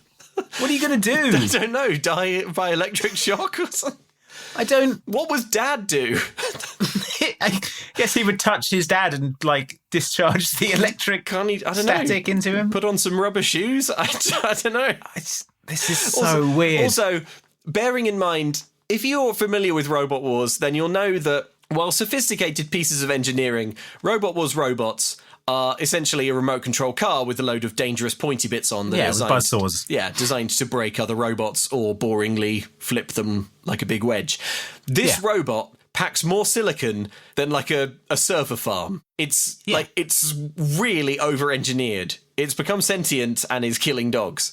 Yeah, why is he trying to generate an electromagnetic field for what is essentially a remote control car? Yeah, I just hope that the robot he goes up against in the first round is a dog, because otherwise he's going to be in trouble. That'd be pretty convenient. Yeah, it's been precision engineered to kill dogs. It's Airbud 13, I think. There ain't no rule says a dog can't do Robot Wars. Oh no! Wait, here it is. God! Oh my God! There should be a rule. I'm writing it in now. Oh, well, there's going to be a rule next sorry. year. I can tell you that. Destructo! He's already dead. Stop. Ain't no rule. Okay, so sorry. You've painted a dog silver. That's not a robot.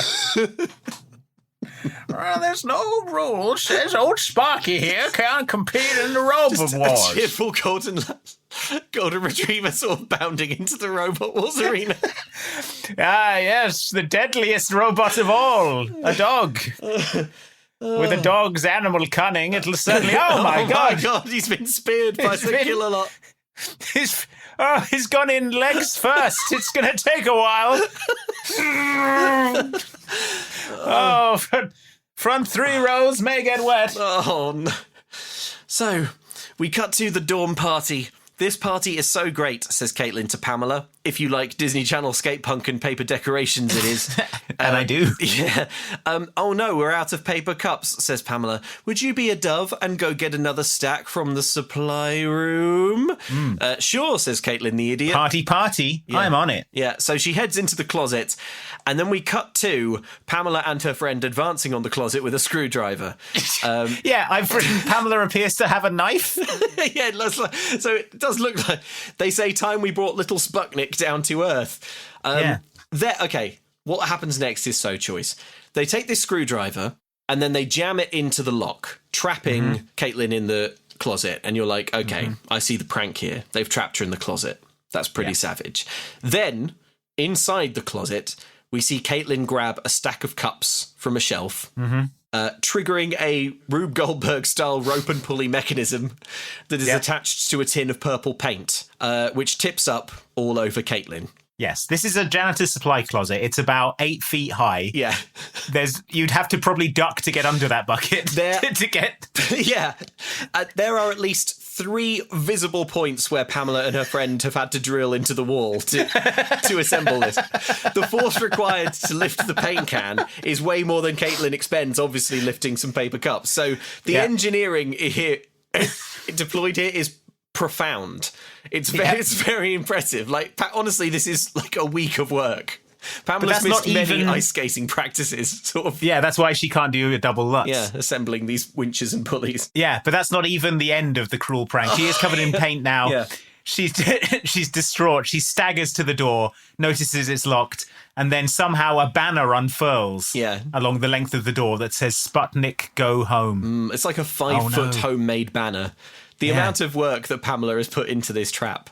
Yeah. So then Caitlin starts hammering on the door and yelling, help, anybody. If I was her, I wouldn't touch anything, because how do you know that all the traps are done? Yeah. It's the like, door could be electrified. It could be poison ants. You know, like how in Home Alone, they keep getting got, and then the next thing they do is immediately try like a different door handle or a window or something. Just try the thing that has already triggered the trap. Yeah, exactly. Just going through there. Anyway, Kate, we eventually fade out to much later, where the janitor finally releases Caitlin. Caitlin skids through the corridors, covered in purple paint. She bumps into Spencer and just shouts, "Spare me, Spencer," at him, which is good. And hurries to ice practice. She limps onto the ice. She's still all purple. And OMG, someone's out there in the middle of the rink, spinning powerful, elegant Lutzes and sanctions and scratch spins and season's bests and senior It's bees. only bloody Christy Yamaguchi. Yeah. She's there for some reason, giving a private lesson to Pamela. That could have been you out there, Natasha says. I invited close personal friend Christy Yamaguchi down here for a little encouragement, but you were late. Something was obviously more important to you. She says to this girl who's obviously in some distress, having been, like, brutally pranked. It takes 3 seconds. So, predictably, Caitlin is like, but, and Natasha is like, spare me your excuses. I don't want to hear your excuses. But it takes 3 seconds to say, Pamela attacked me. Yeah, right. She's covered in purple paint. Oh, I see it was more important to you, Caitlin, to douse yourself in purple paint. Douse yourself in purple paint and be attacked. And be it. Just attack yourself in a closet. You're going to have to choose between figure skating and attacking yourself in a closet. You're going to have to choose between your 2 great loves, dousing yourself in purple paint and attacking yourself. There comes a point. Or figure skating. Caitlin, this is your shot. Don't blow it. Just for this temporary fad of covering yourself in purple paint. Sure, when I was a teenager, I used to love to douse myself in orange paint. Yes. And set fire to the room I was in. But that's not how you get to the Olympics. But I had to choose, Caitlin. Had to choose, and so I you. chose figure skating. Or she could just lie. She could be like, I don't know, Pamela set fire Christy to my Yamaguchi house. attacked me. Christy Yamaguchi attacked me. Anyway, so Caitlin is told that she blew it, and dejectedly she leaves the rink. Then we fade down for an ad Doesn't break. explain. Yeah, no. We fade down for an ad break, but don't worry, because when we come back, Christy Yamaguchi is still here. I guess Yeah, she has a Christy free evening. Yamaguchi's got nothing but time. And she approaches Caitlin. We should hear this because, look, the mouse opened his wallet for Christy. Let's hear it. Let's get the money on film. Anything wrong besides your hair matching your pants? His government hates me. That old Russian bear, she's not so scary. But she is the best coach out there, and you're lucky to be training with her. You know, she told me she thinks you could be one of the best. She did? She's not too free with compliments. Sorry I got to take off so quickly, but maybe next time I'm around, we can skate together. There's next time. Listen, Caitlin, Natasha says you've got talent, but you have to decide if you want this enough to go the distance. Thanks. So yeah, that clip really didn't advance the plot at all. But No, and Christy Yamaguchi is doing the same thing, where she's like, Natasha says you've got talent, but you have to decide if you want this enough to go the distance, or if you prefer being locked in closets. doused in purple paint. Doused in purple paint. Oh, thanks, Christy. You've really made me realise some things. Yeah. What? Again, Tell this Christy is presented that Pamela like attacked you. Yes. This is presented like she made a choice to get locked in a closet and douse herself in paint. Yeah, it's bizarre. She's like, wow, thanks, Christy Yamaguchi. I've got a lot to think about after tonight. We get a little mini montage of Caitlin experiencing bad times. We see her getting a D+ in class. She's being totaled in ice hockey. What are you doing the here? skills that she asked had Ronnie. earlier have evaporated. Yeah, because And she Clumsy gets the Clown checked. accidentally pasted them in from a different part of the film. Clumsy the editor. Put it in the wrong point. We cut to Caitlin is riding the bus in full hockey gear. Yeah. Seemingly, She's fleeing. She's fleeing town forever. The music has gone all Life is Strange. It's weird and sad. She phones Bob and Ginger, who are sat at home together in front of a shrine to Caitlin, waiting for the phone to ring. And have been, I think, for months at this point. Yeah. Unfortunately, I'm realising at this point in my notes that the amount of time left for Bob and Ginger to be villains is starting to evaporate. It's diminishing, yeah. We'll pick up your training. Who needs a Russian when we can take you right to the top of the Junior Novice Championship, says Bob. Caitlin sighs at these provincial idiots. Yeah, she realises that there's absolutely no way that Bob and Ginger can help her life at all, and she hates them. Back at home, we see Caitlin is sad on the sofa. She's gone back to her sobbing. house. Yeah, she's sobbing with her parents. Bradley walks in. Yes! I knew it! Pay up, Dad, he says. Good family. Yep, it turns out that the dad and Bradley placed a bet on whether Caitlin would drop out of school, and Bradley just won it. Eyes brimming with tears, Caitlin turns to her mother. Well, honey, I can't say I didn't see this coming, says Mum. Good family. You thought I would fail? Screams Caitlin. My own mother? And she sprints up to her room in floods of tears. She runs to jump onto her bed, but her bed is gone. It's just a pile of boxes now. Where's my room? She says. Mum sold it because her internet business is taking off. As far sold as I it on can the tell, internet. Mum's internet business is selling Caitlin's stuff. She's buycaitlinstuff.com. It's not a sustainable business. Also, Mum, I'm just saying you'll make more money selling Caitlin's things if she's an Olympic skater. Yeah, right. Like invest. Buy Christy Yamaguchi's stuff is going great guns. Exactly. Invest in her. Christy Yamaguchi's mum, probably raking it in. Yeah. So Mum says, this is the last thing I wanted to see happen. Caitlin's eyes wander during this lying pep talk, and she sees her plushies in a box marked junk. Yeah. They're not junk, she sobs. It's Mum's written ice skating junk on the side of it. Ice skating junk. Caitlin's things. So what kind of monster are you? Does she think yells ice Caitlin. skating is Caitlin's name? Oh, yeah. Ice skating's junk. Maybe she thinks junk is Caitlin's name, and she's oh, look, it's ice skating junk. Yeah, here she is. She's back. Hey, junk. Maybe she'll have more things I can sell. Hey, junk, you been ice skating? What kind of a monster are you, says Caitlin, and grabs the box, and she runs out sobbing. Down the street, out into the yard. She's going through her plushies. She's naming them all. She's left the house. She runs to the park. Yeah, down the street. So she's in full hockey gear, clutching a cardboard box, freely weeping, runs to the park in the middle of the night. And no one in the family tries to stop her. They're like, well, they're too busy counting their money from either bets about her quitting or their internet business selling her things online.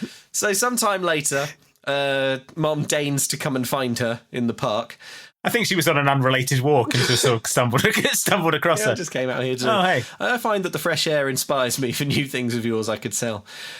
So Caitlin's been going through that big cardboard box, and it turns out that Mum, as photos and medals in the box reveal, used to be a twirl girl herself. Mum says that she was going to be the best. And what happened, says Caitlin? Gravity, says Mum, and weak ankles. Then I had you and Bradley. The resentment is sort of implied. Yeah. I was scared, maybe even a little jealous, says Mum. She says, I'm sorry if I was hard on you or wasn't supportive, but I don't like you very much. Yeah, but your vibe is off. Yeah, but I know how hard that life is. Believe it or not, I was trying to protect you. I didn't want to see you disappointed. If you were trying to protect her, why did you teach her to ice skate? Because Caitlin keeps repeating, my mum taught me to ice skate. If you really hated the figure skating life that much, maybe don't teach your daughter. Don't teach her to ice. Don't tell her about ice skating. Yeah. And also, why don't you just tell her, FYI, it's a really hard, brutal, cutthroat world. As you know, because you do competitions and spend time with twirl girls who are all horrible. And call you derogatory terms like Clumsy the Clown. What I thought I would do was teach you to ice skate, take you to ice skating practice all the time until you become national level good at it, but then just sort of like passive aggressively undermine you all the time. And then at that point become completely uninterested in your ice skate.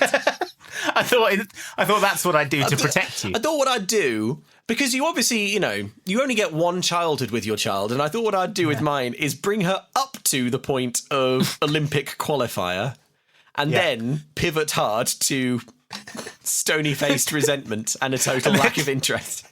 And actively scrubbing all traces of her from my life the second she left the house. Yeah, I would start to disencourage you and hinder your efforts to ice skate. Come out of a side hatch and hit your leg with a pipe. So having heard this, Caitlin stands up.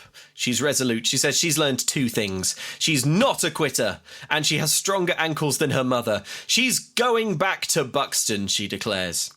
Yeah, I'm going to finish what I started, and I'm going to kick some ice, she says. Oh, no. So Caitlin's shipping up to Buxton.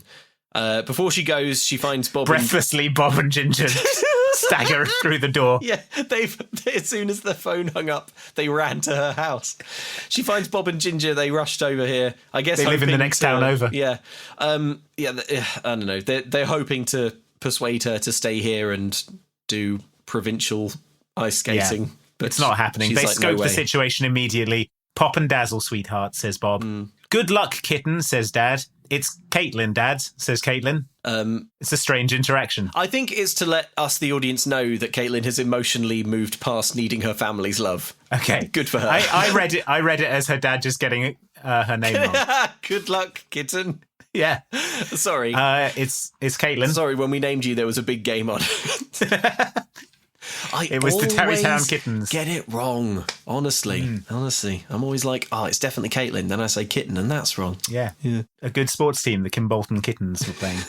So we cut to the hockey team arriving in the locker room to find Caitlin already there. Let's go, she says, and they're all amazed at her hustle. Yeah, there are drills on the ice. Caitlin's keeping up. Nice, says Coach. Yeah. We see them Reynolds. Practicing. We got a team, says the coach here. He's having the best year Class ever. A team, adds Spencer. Yeah. Helpfully. He's building a team, having some sex. What a year for Reynolds.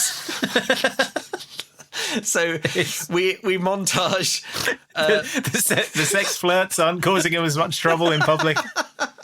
He's got them 90% under control. He's got a cream for it now.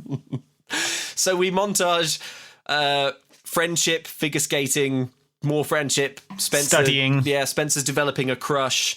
Caitlin is smiling and paying attention to frog dissection diagrams. She nods knowledgeably at frog anatomy. We see Pamela fuming. This is all set to I Want Everything by Hope 7. Is that a real song? It is a real song. It's got the lyrics, I'm going to grab the brassy golden ring. Yeah. I mean, yeah. That is... Yeah, it's a real band. I just Googled it to check. They disbanded after their first album, but... They disbanded after this movie came out. Well, they couldn't in good conscience I continue. hope Seven has achieved all of it. Man, who wrote these lyrics? Clumsy the Clown. Clumsy the Clown. Oh, I dropped the lyrics in the wrong place. Brassy golden ring, that doesn't even make sense. Clumsy. It's no good. So we finish this montage in a maths lesson. Bradley was right, exclaims Caitlin, having realised that ice hockey is geometry. So over the course of this montage, everyone made friends, everyone's crushing on each other, and now Caitlin loves ice hockey, and they all love her. And she's getting better at school. Yes. So in the coach's office, Goberman is chewing out Coach Reynolds, not like that, telling him to keep Caitlin off the ice. Spencer is outside in the corridor, hearing everything. Yes, he overhears it. Later in the locker room, Spencer helps Caitlin with her boots. He asks, "Is that glitter?" Noticing that her face is like covered with glitter, but like so much glitter. It looks like she's dipped her face in glue and then in glitter. Yeah, and then just rolled her face around in a big bowl of glitter. He says, "You sparkle," and she says, "So do you." So you know that's happening. Chemistry. Time for a match. Yeah, just to point out, he looks about 17, she looks about 13. Yeah. It's a bit weird. Yeah, it is. So it's time for the big match. It's versus the Wildcats. The Eagles are down, and Caitlin is benched. "Put me in," Caitlin yells. "No, I know what's best for the team," Coach Reynolds yells. "Sit down or I'll bench you for the rest of the season," he threatens. But then Mojo breaks her wishbone, she says. Yeah. Not sure what that is. So she's off. "Put Caitlin in, Coach," says Spencer, but he goes for someone else. Spencer says that Caitlin is their secret weapon. The big girls can't touch her. She moves like lightning. We need her. More than you need your little Russian friend, and he says. The blood drains from Reynolds' face, and he says to Spencer... And goes somewhere else. Yeah. Oh, sorry. He pats his testicles as a slow smile spreads across his face. It's not how any of this works. So he says, "You know?" Spencer says, "I'm the only one who knows so far." It should be mentioned. So it's blackmail. It should be mentioned that Spencer doesn't know what Reynolds thinks he knows, right? Because Reynolds presumably thinks that Spencer knows that he traded like dates and sex favors for a scholarship position, which is so sackable. But actually, all Spencer knows is that they have the ice skating coach has told him to keep her off the team. Yeah. Well, keep her off the ice. Yeah. They weren't having a conversation about how she was trading sex for scholarships. No. So he doesn't know that. No. But of course, now Coach Reynolds has no choice because his career is on the line. So Caitlin is in. Caitlin's wide open in the match, but Ronnie doesn't want to pass the puck. Luckily, Amy gets it and scores. So they are tied for 2 against the Wildcats. Yeah. Caitlin is on goal, but she gets hammered. She clutches her ribs. There are 2 minutes left in the game. Ronnie makes a sort of impressed face at Caitlin. She's stuck in a corner. Caitlin gets the puck, but she's tripped. Caitlin then runs up and punches her attacker in the back like a hero. The other player backs down, and Caitlin says, "Hey, what kind of a hockey player runs away from a fight?" Mirroring something that Ronnie said earlier in the film. Yeah, and Amy says, "Way to go, Cat." Yeah. Look, don't get me wrong. I know that the thing with ice hockey is the fights and stuff. Yeah. Whatever. But it's a weird arc for DCOM protagonist Caitlin to get into losing her temper on the ice. Whereas previously... And also for it to be her punching someone in the back. Yeah, she punches someone in the back. That person then doesn't want to fight her and leaves. And the rest of the team are like, "Hooray! Yeah! She did it! Your character's good now. She's one of us. She's doing what the wholesome villagers are doing." Punching people in the back. There's 5 seconds left to play. Caitlin passes to Ronnie. Ronnie scores, and they win. The Eagles have won their first game of the season. Hooray! This could mean sectionals, nationals, interdimensionals. Afterwards, intergalactics. The team is going to go to party and celebrate. We haven't won a game in 3 years, they say. And Caitlin is invited to this party, unless there's something else you need to do, says Hollywood meaningfully. No, says Caitlin. And we cut to, hooray, a Naughty's teen party. It is so brilliant. They're all grooving boringly to quiet music in a well-lit room. Spencer is there. He's lumbering around like Frankenstein next to Mojo. Yeah. He then just sort of walks off. They're all sort of grooving. They're all like kind of grooving around a bit and there is absolutely no physical contact between anyone because it's the Disney Channel, folks, and we're keeping it clean. Ronnie scooches over to the DJ with a CD, and the DJ looks at it and goes, "Oh yeah," because I guess it hadn't occurred to him to put on music people will like. Yeah. And then he puts it on, and it's very generic dance music, like generic. I can't believe how fun it is to have friends, says Caitlin. You don't have friends, asks Hollywood. No, I have competition, and they don't let you forget it, says Caitlin. And then in possibly the most naughties exchange ever. Oh my God. Caitlin, super impressed by Ronnie's music. We need to hear a little bit. You need to know the music that they're talking about. Yeah, and we need to hear these lines as well, I think. I can't believe how much fun it is to have friends. You don't have any friends? I have competition. And they don't let you forget about it. Well, that stinks. It did. This music is hip-hop. I was going to say fat.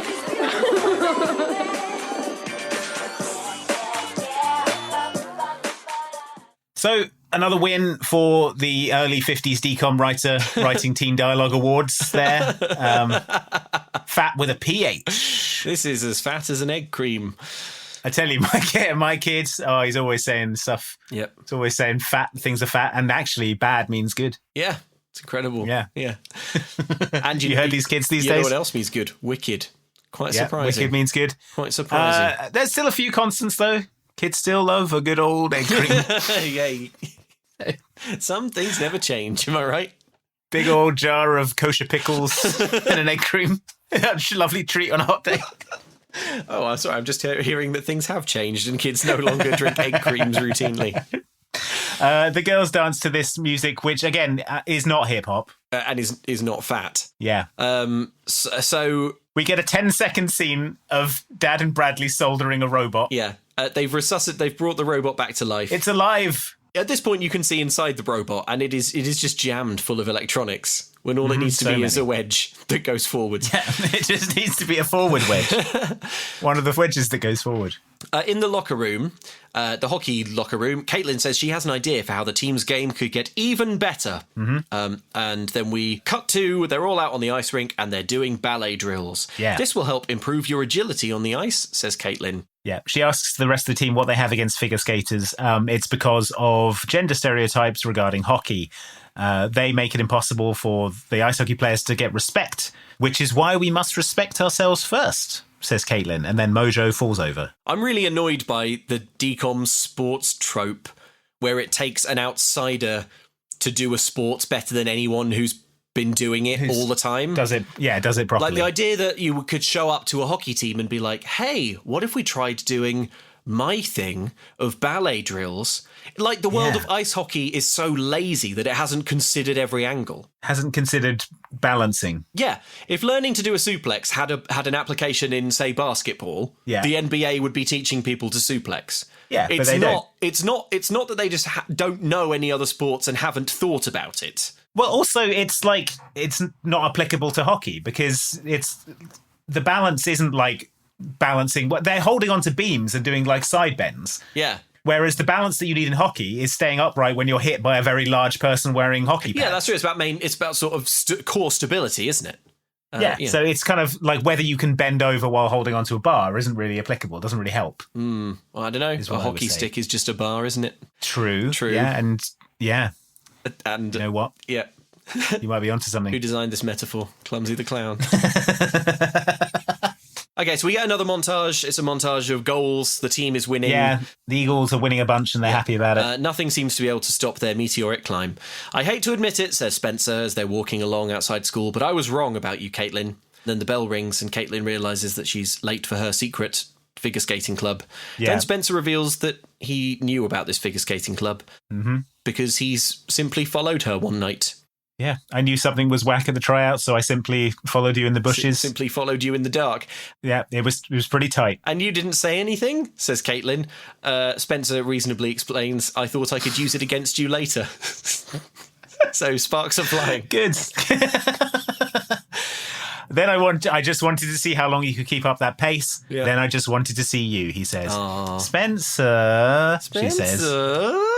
Yeah. We cut to practice. We see this is figure skating practice now. Shelby, The 17-year-old Shelby, she falls and she can't get up. Yeah. Goberman yells at her. We cut to the toilet. She's crying in a cubicle. Caitlin comes in wanting to help, but Shelby has been in this business too long to believe that. Suddenly, a syringe clatters to the floor. Oh, no, Shelby. Steroids aren't the answer, she says. emerging from the cubicle, Shelby says that it's not steroids, she's diabetic. Mm-hmm. Which I was a little disappointed with. Yeah. For a moment, it looked like the film was going to be sort of About something. or be interesting. Yeah. I would have been up for that subplot, trying to convince Shelby to win without steroids, but fine. She says she's diabetic. It's not something she advertises. She doesn't want the judge's pity. She gets enough of that on her own. So Caitlin, being nice, takes her for froyo, and then we get a sort of scene between these two where Shelby explains that she's a has-been. What has she got to show for all her dedication to this sport except attending 3 world championships? She never got a medal, and now here comes Caitlin. She's younger and better. I don't know what I'll do if I don't make it this year, says Shelby. But Caitlin, having been on a little arc, says there's more to life than figure skating. Yeah. In the ice hockey locker room, Caitlin has drawn a load of angles all over the whiteboard. The girls are looking at it quite confused. Hey, what's going on here? Says Coach Reynolds, stomping in. Yep. Caitlin's figured a way for us to win the game on Saturday, says Spencer. Using geometry. Yeah. You go, girls, says Coach Reynolds. In a way that only a man who's very recently had sex would ever feel comfortable saying. I mean, it's got to be a few months ago now. Yeah. At this point in the movie. Yeah. Well, but still. Yeah. Relatively. I recent. assumed that they've got like a sort of full. Oh, it's still going on. Yeah, I assume that they've got it's an arrangement, an off-camera relationship at this point. Okay, I don't think it's an arrangement anymore. I just ship they're just it. together. Yeah, they're just together. Sure, that's how I see it anyway. That's as should be clear. I have spent considerably too long thinking about more than most people thinking about the sexual antics of Coach Reynolds from Go Figures. We get another game. Ronnie does a sort of unnecessary jumping demi-plie on the ice and scores. Yeah. The Eagles win 4-1 and capture the East Coast Division semi-finals. Wow. You play like this on the 19th and the championship is ours, Coach Reynolds tells the girls. Now, nobody in a DCOM says a date unless the date is Christmas or there is a clash coming up, a timing clash. And sure enough, Caitlin, with horror, realises the 19th is the same day as the figure skating senior national. Caitlin's really torn, but Amy, who you'll remember knows about the secret figure skating, says you can't miss the national if you want to go to the Olympics. So we cut to Goberman. Caitlin is explaining this to her. She says, if you don't know what to do, then you've been checked into the boards one too many times. Caitlin protests. She says, but they're my friends. Who has friends? Have I taught you nothing? Family, friends, love. These are the three demons you must slay if you want to be Christy Yamaguchi. And who's this? Why, it's Christy Yamaguchi. Christy, would you tell the kids at home how you slayed your friends and commitments? Yeah. Well, steroids and attacking my enemies with a pipe. I knew it. They're my friends. Friends? Who is friends? Have I taught you nothing? We are talking about the Olympic qualifier, something you could only dream about before me. I owe them something. What about what you owe yourself? I hate to break it to you, Sputnik, but this light only shines on us once every 4 years. And when it goes out, the world forgets all about little girls in tights in sequins. This is your shot. This is your moment. And what you do with it will define you for the rest of your life. So, I don't know how you felt about this, Andy, but I think Natasha is right. Probably try and qualify for the Olympics if you have the opportunity. Yeah. I mean, that's the one that'll sort of get you paid loads of money and you'll get a prestigious medal and you can probably be a TV pundit and sort of have an easy life. I mean, you could be a Christy Yamaguchi. Also, it's probably worth bearing in mind that Natasha is right. The Olympics is every 4 years. Yeah. Whereas your hockey team will still be a going concern next season. And also, I mean, you've gone much further than you expected to anyway. Making the finals wasn't even on the cards before. So yeah, so this season is already a massive success regardless. This is a building year. Yeah. You know, this season, yeah, you're not going to win it. Oh, yeah, they might still win it. This is the thing. Caitlyn doesn't have to play in the final game for them to win, does she? No, I mean, again, she's not like their star player. No, right? It's all the other ones that are scoring. Yeah, she's a team player now, and they all like her, and she's motivational and comes up with good strategies. But like, there's a reasonable go to the Olympics, Caitlyn. If you can go to the Olympics, do so. This is presented as an impossible choice when it's like it's incredibly obvious what she should do, which is go to the Olympics. The way that the film presents it as an impossible choice, though, is because of the fact that it's like, well, I could go to the Olympics, but it's figure skating, which is an unwholesome and evil thing for a person to do. Or, yes, it's performed entirely by weird perverts in castles sipping red wine. Or I could go try and thrash the Tarrytown Tigers, which obviously is a terrible way to spend my time, but is, the good. It's real. It's real, man. Friendship is real. Yeah. And the friends we made along the way are the real ice hockey. Yeah. And also her friends are urging her to do the figure skating as well. Yeah. Everyone in her life is saying, probably try and get in the old Olympics, I would. I would, yeah. But so we see Caitlyn skating at night and introspecting. Spencer is there. Yeah, we get a sort of little montage of her sort of trying to make this decision. She talks to Spencer, who says that the choice is obvious, and she's like, you'd think so, but there's nothing like the rush of hockey. She calls her mum and asks her for her opinion. She says, honey, you'd only be letting me down if I thought you were compromising yourself to please me. But I didn't pay attention to any of that because in this scene you can see Mum's internet business on screen. Nice. I did everything I could to zoom and enhance. It is a very ropey HTML website called Attic Auction. Yeah. This is what year is this film? 2005. Yeah. eBay became eBay in 1997 and was already successful at that point. So I can't stress the degree to which Mom's business, which again... to which Mom is late to the party. Yeah, also her business, she's not... it's not an auction site. She is just selling Caitlyn's things. Yeah, we get a look not at the, just Caitlyn's things. We get a look at the page. No, you're right. It's not just Caitlyn's things, is it? It's because also... in the very next scene, we see Caitlyn is on atticauctions.com and she finds her mum's old ice skating dress, which she purchases for $60 from her mother. Yeah. So there are 0 bids on this item, and the starting price is $45, and then $60 for the buy it now. That is bonkers eBay economics. Come on. $45. No wonder you've got 0 bids. Yeah. Also, like, this internet business is mostly selling used figure skater dresses.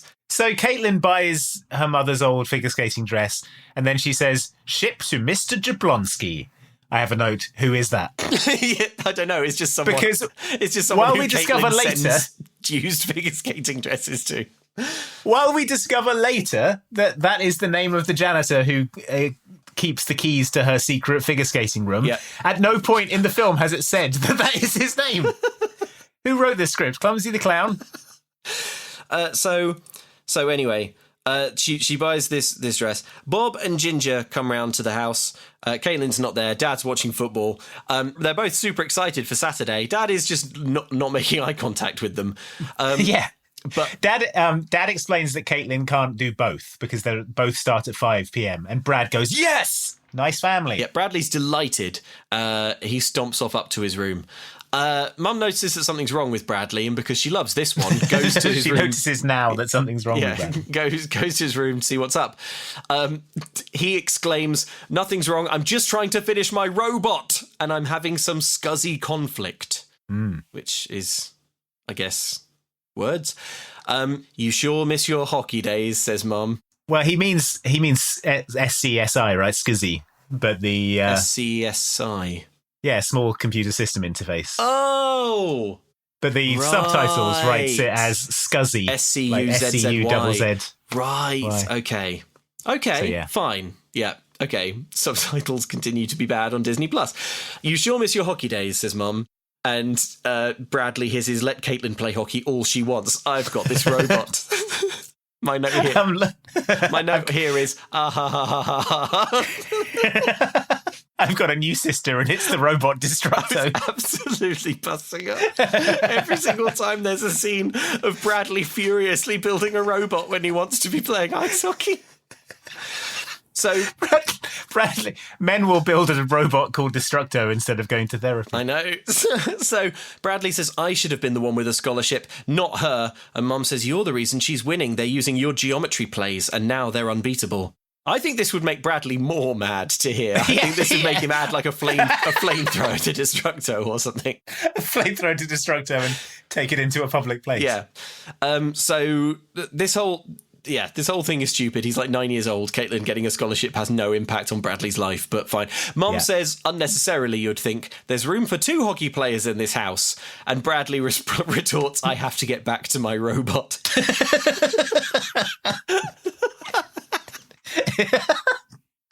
Oh, so good. Caitlin, meanwhile, is soul she's searching. in her figure skating janitor closet. In walks Mr. Jablonski, the janitor. Mm-hmm. He has her figure skating dress. We get an echoey montage of Mom and Mrs. Goberman's voices sort of loosening these braces, dental planning around her head. Why did she have to have it delivered to the janitor? She can receive a box, can't she? She can receive a manila envelope. Yeah, she can receive a plain wrapping it's a plain package. Box, yeah. Also, the only one who would see it is her like roomie Amy, who knows about the figure skating. Yeah. It doesn't matter. So Caitlin is wrestling on the horns of this dilemma. She does eeny, meeny, miny, mo with her 2 sets of skates.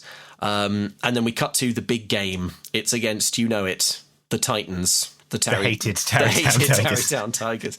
The little lords of Tarrytown. For some reason, write in if you know, ice hockey people, several members of the team are lying on their bellies on the ice growling at each other. But not all of the team. No, about 6 of the team are on all fours facing each other, growling in each other's faces. Like sort of playful dog impressions. I don't know. Maybe it's a thing. I'm hoping it's a thing. It could be. There's no sign of Caitlin. Her family turn up at the figure skating championships. Caitlin isn't there either. Back at the ice hockey game, Caitlin shows up. Spencer tells her she's making a huge mistake. Don't throw away everything you've worked for, he says. And then she says, I'm not. I worked hard for this championship. As a figure skater, I was all alone, but here I'm part of something. I need them, and they need me. Oh, I feel really bad for Caitlin, because her family's awful, and she's throwing away her Olympic dreams at the first sign of any camaraderie. Any warmth or affection from a group of people. Yeah, from some humans. So anyway, Caitlin scores, which puts the Eagles up 1-0.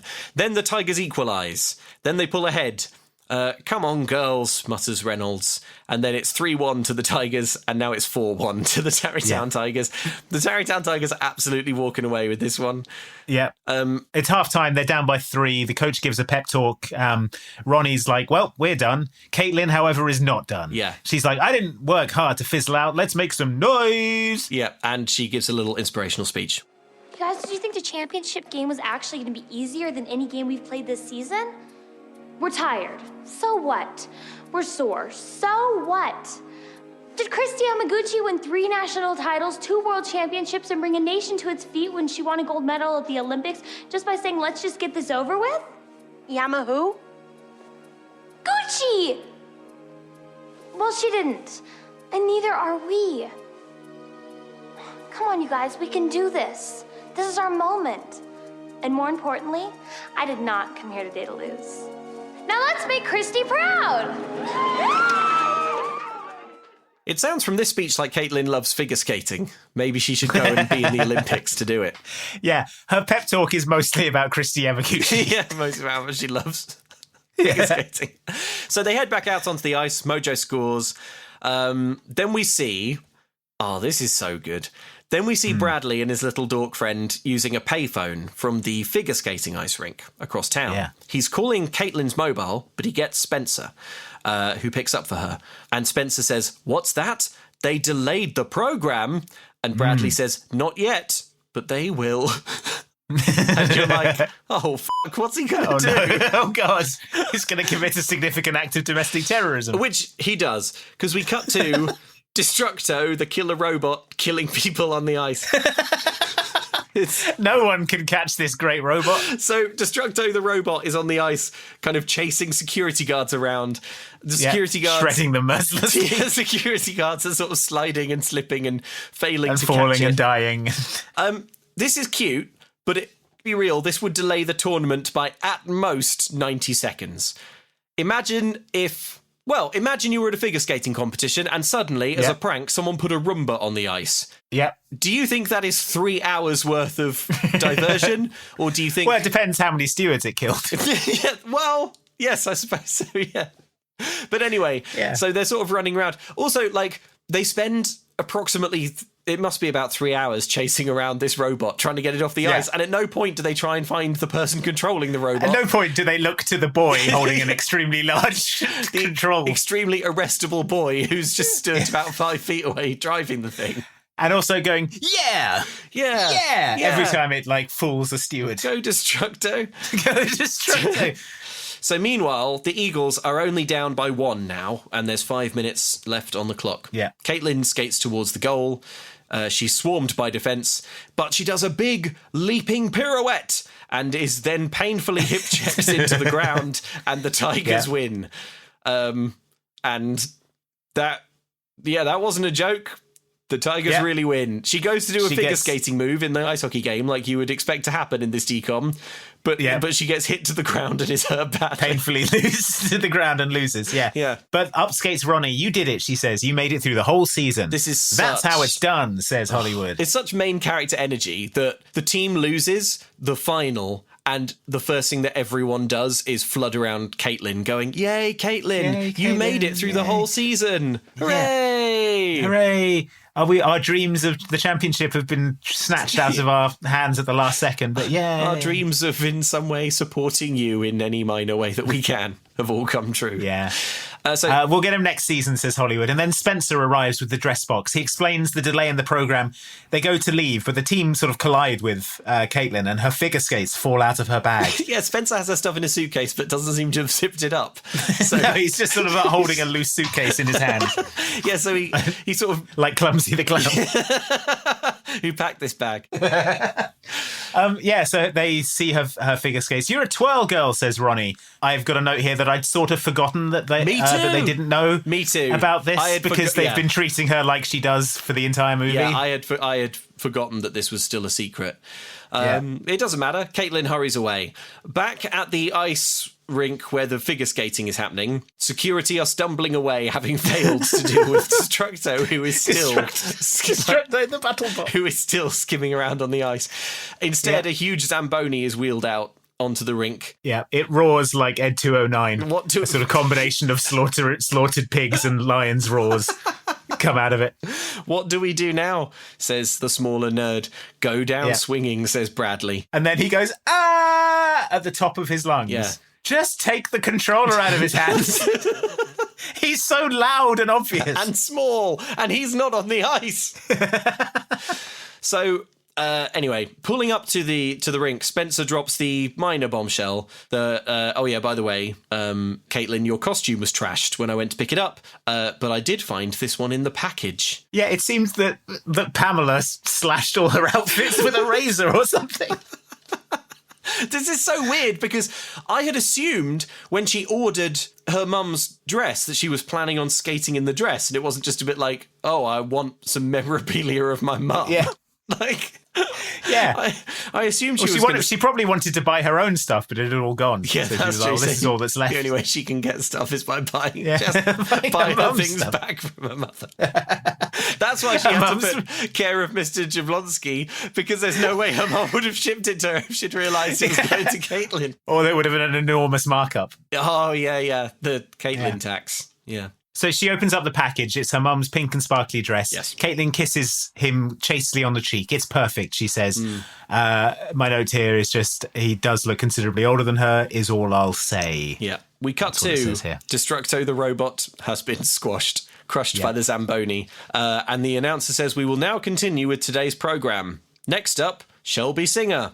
Shelby, who you'll remember is the diabetic one, is about to take the ice, and then she doesn't, What are you doing? This is your last chance, says Natasha. No, it isn't, says Shelby, and and with a smile, walks away from her Olympic dreams. Someone once told me there's more to life than figure skating, she says. I don't know, Shelby. You're literally at the edge of the ice rink. Maybe do the Olympic qualifiers. Just do it. Yeah, you've practiced, and if you're 17. Yeah. You know, if you're resigned to not doing figure skating anymore, fine. But maybe why don't you retire in 45 minutes when they announce who is going to the Olympics? And if it's not you, maybe retire then. Then retire. But she's like, no, I'm going to find out if that's true, she says. And she pushes open the emergency exit and just walks out into traffic, I guess. It's probably worth bearing in mind that if you're an attendee at this figure skating competition, then the programme so far has been Pamela skated, then Destructo the robot. Then Pamela skated for 6 minutes. Then we had a 3-hour program. 3-hour program of trying to get Destructo the robot. You'd think that the crowd would have dissipated, but they haven't. They've stuck it out. And then finally, at last, Destructo is crushed. Its remains are swept away, and they say, the programme can now resume. Our next up is Shelby. And Shelby goes, no, I won't skate, actually, and just leaves. Oh, my God. This is the worst event that you could possibly an NHL hockey game is an hour long. Yeah. It's across town. Yeah. So we're talking probably also, an hour and 40. That's an hour of play, right? That doesn't include, timeouts and half-time. Timeouts, half-time and stuff. So I think we are legitimately looking at 2.5 to 3 hours of Destructo the Battlebot. During which time all of these parents and stuff are just sat patiently watching Destructo the Robot. I hope they catch it soon. I reckon after hour 1, I'd be like, I'm getting the robot. Let's all go down there and get the robot. Let's all catch the robot. Can't kill all of us. Oh no! We'll get all gummed up. Killed all of us. So Caitlin is supposed to be going out now. She looks in her bag. She can't find her other skate. It must have fallen out at the ice hockey rink. Spencer did such a job of packing this bag. He's like clumsy the clown. That's whose fault it is. It's like, don't worry, Caitlin. I'll get you. You will go to the ball. Also, I forgot one of your skates, and I didn't bring the dress. The only two things you really needed. Good job, Spencer. But she's like, I'll do my routine in my hockey skates. And she says, I've been skating in these skates all year. I know what they can do. I know what I can do. So we get there. She's there just in time. Her routine is about to begin. She skates out in her mum's dress and the massive hockey skates. Her mum tears up at the sight of her old dress. A hush descends. The classical music swells, and she skates for literally 1 second before slamming painfully into the ground. Because she begins her routine and absolutely stacks it instantly. Literally 1 second. It's like crunch. Yeah. And it's because she's not wearing the right ice skates. She stands up and goes, toe pick. Oh yeah, no toe pick. She laughs to herself as her Olympic dreams evaporate. The possibility of lucrative sponsorships, the respect of literally the entire country. It's so bizarre to me that you have in the hockey game, she goes to do a figure skating move to score the winning goal, but gets hip checked to the ground. Yeah. Then you have her having to do her figure skating routine in hockey skates, and immediately it doesn't work. They are two extremely serviceable, like fun kids' TV movies resolutions to, they are like metaphors for the arc she's been on. They are both fun things to happen, and they both end with her painfully falling to the ground. Falling to the ice. But she's like, ha, not in the Olympics. You win some, you lose some, whatever. Whatever, I don't care. The rest of the team, the ice hockey team, it was close behind her, and they've just arrived. They're at the side of the rink, and they've got her other skate. So she heads over to them. Don't worry, says Natasha. They will let you restart. And she hurries off to convince the judges. I don't think so, says Pamela, and starts rushing towards Caitlin. Presumably to kill her, I guess. But at Amy's signal, Mojo spills a load of beads in front of her, tripping Pamela, who also lands in a crunched up bone heap. And everyone laughs. And she starts shouting, why me, like the guy robbing the convenience store in RoboCop. Natasha returns with the news that actually the judges will not let her skate. Probably because they're already running 3 hours over their programme for today and they want to try to close the place. Also, at this point, again, to come back to what this is like if you're in the audience.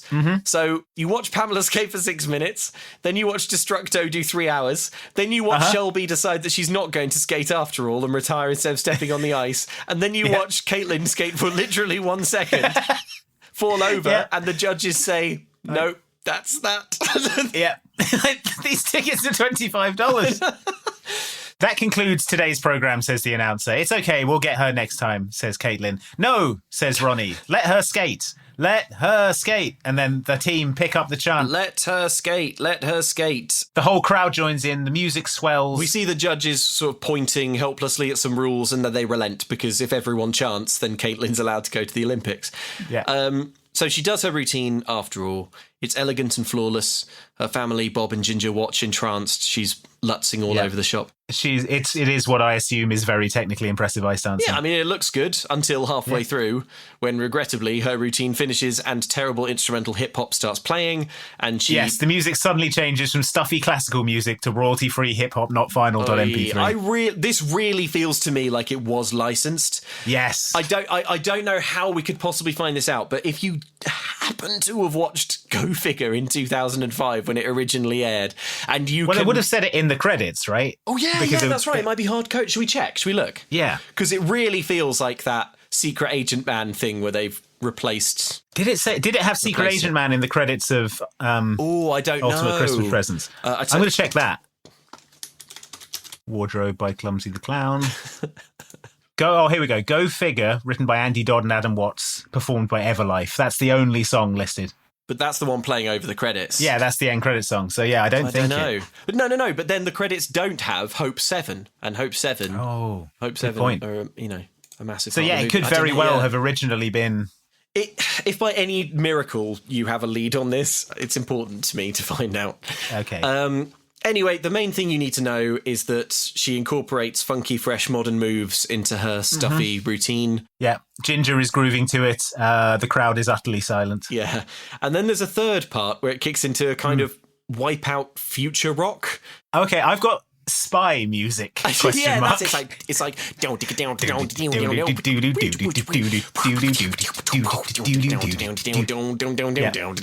Yes, it is like it's like Spy Kids. Yeah. Then there's a bit set to the Spy Kids theme. Yeah, she spins a million times. It goes on for ages. It finally ends. The crowd are on their feet. The team rush the ice. Flowers are thrown onto the rink. The team all hug and congratulate and lift her. She waves to her admirers. They give the score out of a possible 6.0. She gets a bunch of 5 7s and 5 8s, which is good. They haven't explained how you score ice hockey, figure skating. I don't know. But she is crowned the rightful Olympic champ. So she's going to the Olympics, hooray! But unfortunately, after that, Pamela then starts up a chant of "Let Pam win," so she goes to the Olympics instead. And when she gets to the Olympics, she does the same chant again: "Let Pam win," and she wins the gold. She wins the gold medal, and then it's like, "Let Pam be president," and she is. If there's a chant, probably she is ruefully sworn in. The crowd goes nuts. Caitlin says that her brother sacrificed his robot for her and that she's come to realise that she's part of something bigger than the figure skating community. A family. Yay. A bad family. A bad family. Spencer hands her some flowers. The team is delighted. They hold her up and we freeze frame on Caitlin's smiling face. The credits roll. They say that the announcer was played by Chris Hansen. I had to Google to check it wasn't the To Catch a Predator guy. But it's not, right? It's not. No. Did you look up what happened in the next Winter Olympics? No. That makes it sound like something really bad. It's a fictional movie. So 2006 Winter Olympics, it was in Turin, and Sacha Cohen took silver for the US. The Ali G guy. Yes. The Borat Yeah, exactly. As part of one of his classic filmed stunts. He entered the 2006 as a prank. As a prank, he entered the women's American figure skating team and took silver. Good for him. As of 2022, Sacha Baron Cohen is the most recent American woman to medal individually in figure skating at the Olympics. Yeah, but it's all a prank. It's all just a satire. Okay, so there you go. That is that. The only other note I have on this movie is that at one point I wondered if this whole thing was a plot engineered by Natasha to give Russia a leg up in the Olympics. Like, by putting in like a bad American competitor. Yeah, by basically sort of sowing total discord and chaos. Among the US figure skating community. Yeah. Yeah, I think that's probably a fair reading of the movie. Yeah, quite possibly. I thought this one was it was fine. It's like not a lot happened, and I don't think like the central sort of conflict of the film was very interesting. No. But I did think like the message of like the team all being friends and having that community, I thought was quite sweet. Yeah, it had a nice message. Hates figure skating. You do see and hear from Christy Yamaguchi, so that's pretty great. And the Little Brothers killer robot subplot is my favourite thing ever. And it does feature the line, "Who did a choreography? Clumsy the Clown." Clumsy the Clown. So on the whole, there's a lot more to like in this film than to dislike. Exactly. There is. Say. Yeah. So yeah. 2 thumbs up for Go Figure. 7 thumbs up. 7 thumbs up from Clumsy the Clown. Can I read you some emails from our lovely listeners, Andy? Please. Well, then here I go. We have had many emails about the Pixel Perfect music. This has been a big one with you commenters. Pixel Perfect, we would agree, a flawed movie, and it seems that broadly that is the conclusion that you all came to as well. But I was really amazed by how many people wrote in, commented, emailed and stuff to say that the music kicks ass. Yeah. And I saw a comment from someone saying that they've had the song by Moist Toilet. Moist Toilet, yeah. Oh, Moist Toilet. Stuck in their head since that episode went out, and it's been stuck in my head as well. Isabel writes, "Dear Andy and Luke, when I was listening to your Pixel Perfect episode, I had a vague recollection of seeing that movie as a small kid. Brackets, yikes. I didn't really remember much of it until you got to the song Sam writes about Roscoe not noticing her, which is the... If I do a triple backflip, would you notice me? Yeah. I swear to God, says Isabel, I have had that song stuck in my head on and off for about 20 years or however long since I saw it once as a kid. I hate that song. I only remembered the chorus and I had no idea where it was from. Thank you so much for solving this mystery. I hope knowing the full song will stop the chorus looping." Oh my God, finally. I mean, yeah, happy to help, Isabel, but I have to say, I think it really speaks to the quality of the music in Pixel Perfect that you can hear that as a kid and it's still sort of banging around your head. And, we just then I can remember it. I can hear how it goes. Yeah, it's catchy. To be honest, I have had the "You may find me just a little strange." Yeah.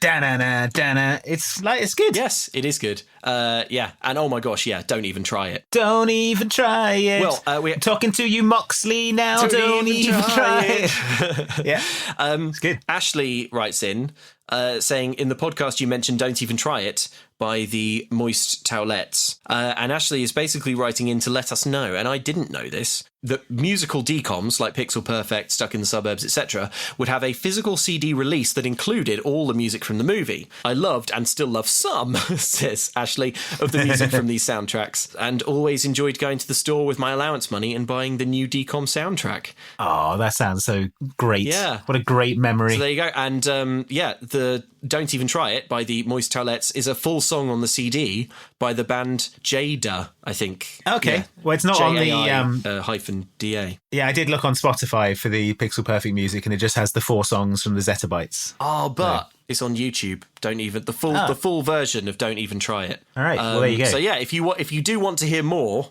don't even... Exercise your earworms. Don't even try it. Top comment, I want this song on Spotify. Yeah. There you go. Do the right thing. Do the right thing, bronk. Brink, brank, toilets. Thank you very much, folks, for writing in. We read all your messages, even if we do not have the time or the bandwidth to read them all out on the podcast, because, oh my God, I'm looking at the clock, Andy, and I know I said this wasn't going to be a 2-hour one, but oh no. For goodness sake. All right, well, thank you so much for listening. If you want extra bonus episodes of the show, and why would you not? You do. Then go to patreon.com/extra helpings, where you can check out our Patreon-supported bonus show, Mom Can't Cook Extra Helpings, where Luke and I are recapping the entirety of the early 2000s Disney Channel TV series, So Weird. It's great. We probably now are the world's foremost authority on So Weird and its deep lore. Yeah. I'm not quite sure how that happened, but it has. We're the only people who know this much about So Weird and also think it's quite bad. That's a good distinction. But, yes, but we love it to make. But we love it. It's a great show. Eric Von Detten is in it. Yeah. AKA Brink. Yeah, there are spooky mysteries. It's a great all time. sorts of things. And if you enjoy this podcast, it's essentially more of the same. So yeah. And it is the best way to support this podcast, without which it would not be possible. So if you enjoy this, then help us make more of it by checking out our Patreon. Take the next step. Join the club would be my advice. You can also check out our merch store at bonesforbowser.com or mumcan'tcookstore.com if you'd rather not use that URL. And I mean, I don't know why you wouldn't. Understand. Where you can check out our cool merch store, including a new Johnny Tsunami inspired t-shirt. That's right, from our Johnny Capahala Back on Board episode. It's some surfing. It's some surfing. It's got some surfing on it. You know what? Go look at it for yourself. Just go check it out. Go check it out. Check it out. Why not check it out? Yeah, it's beautiful stuff. Folks, if you want to get in touch with the podcast, momcan'tcookpod@gmail.com is the email address with which to do so. Andy, what are we going to do next? Luke, the next movie we're going to do is from the wonderful world of Disney. So not a DCOM, but DCOM adjacent. Oh, love it. And it is 1998's My Date with the President's Daughter. That's right, folks. You can stop emailing about this thing in particular. We are doing it. It is We've had a lot of requests for this one. Dreams come true. And we're going to do it. So I will read you the description. Yes, please. Duncan is just an ordinary high school student. Hallie dreams of an ordinary life, but is actually the daughter of the President of the United States, living with a high-profile and rigid schedule. Living with a high-profile president. The unlikely pair happen to meet at the local mall, and Duncan nervously asks Hallie out, unaware of her family situation. When their eventual date is ruined by the intrusive Secret Service, the young lovebirds cut loose for a night of mischief. I can't wait to see how this stacks up to the other one. First Kid, the one with the snake internet. Yeah. The snake internet. Will the snake internet feature? We don't know. It's gotta. We simply don't know. This is going to be great. I can't wait. I have not seen this one. Me either. So this will be new Fresh to me. For us. So yeah, come on back next time for My Date with the President's Daughter. Yep. We will see you then. And in the meantime, Luke, I am going to be performing a deep outside edge. Well, okay. While performing a lift. And attempting to not do some figure skating. Attempting to not commit an edge violation. See, I know all about figure skating too. So you do. What do you think of that? You want to talk about edge violations? You want to talk to Reynolds? Thanks for listening.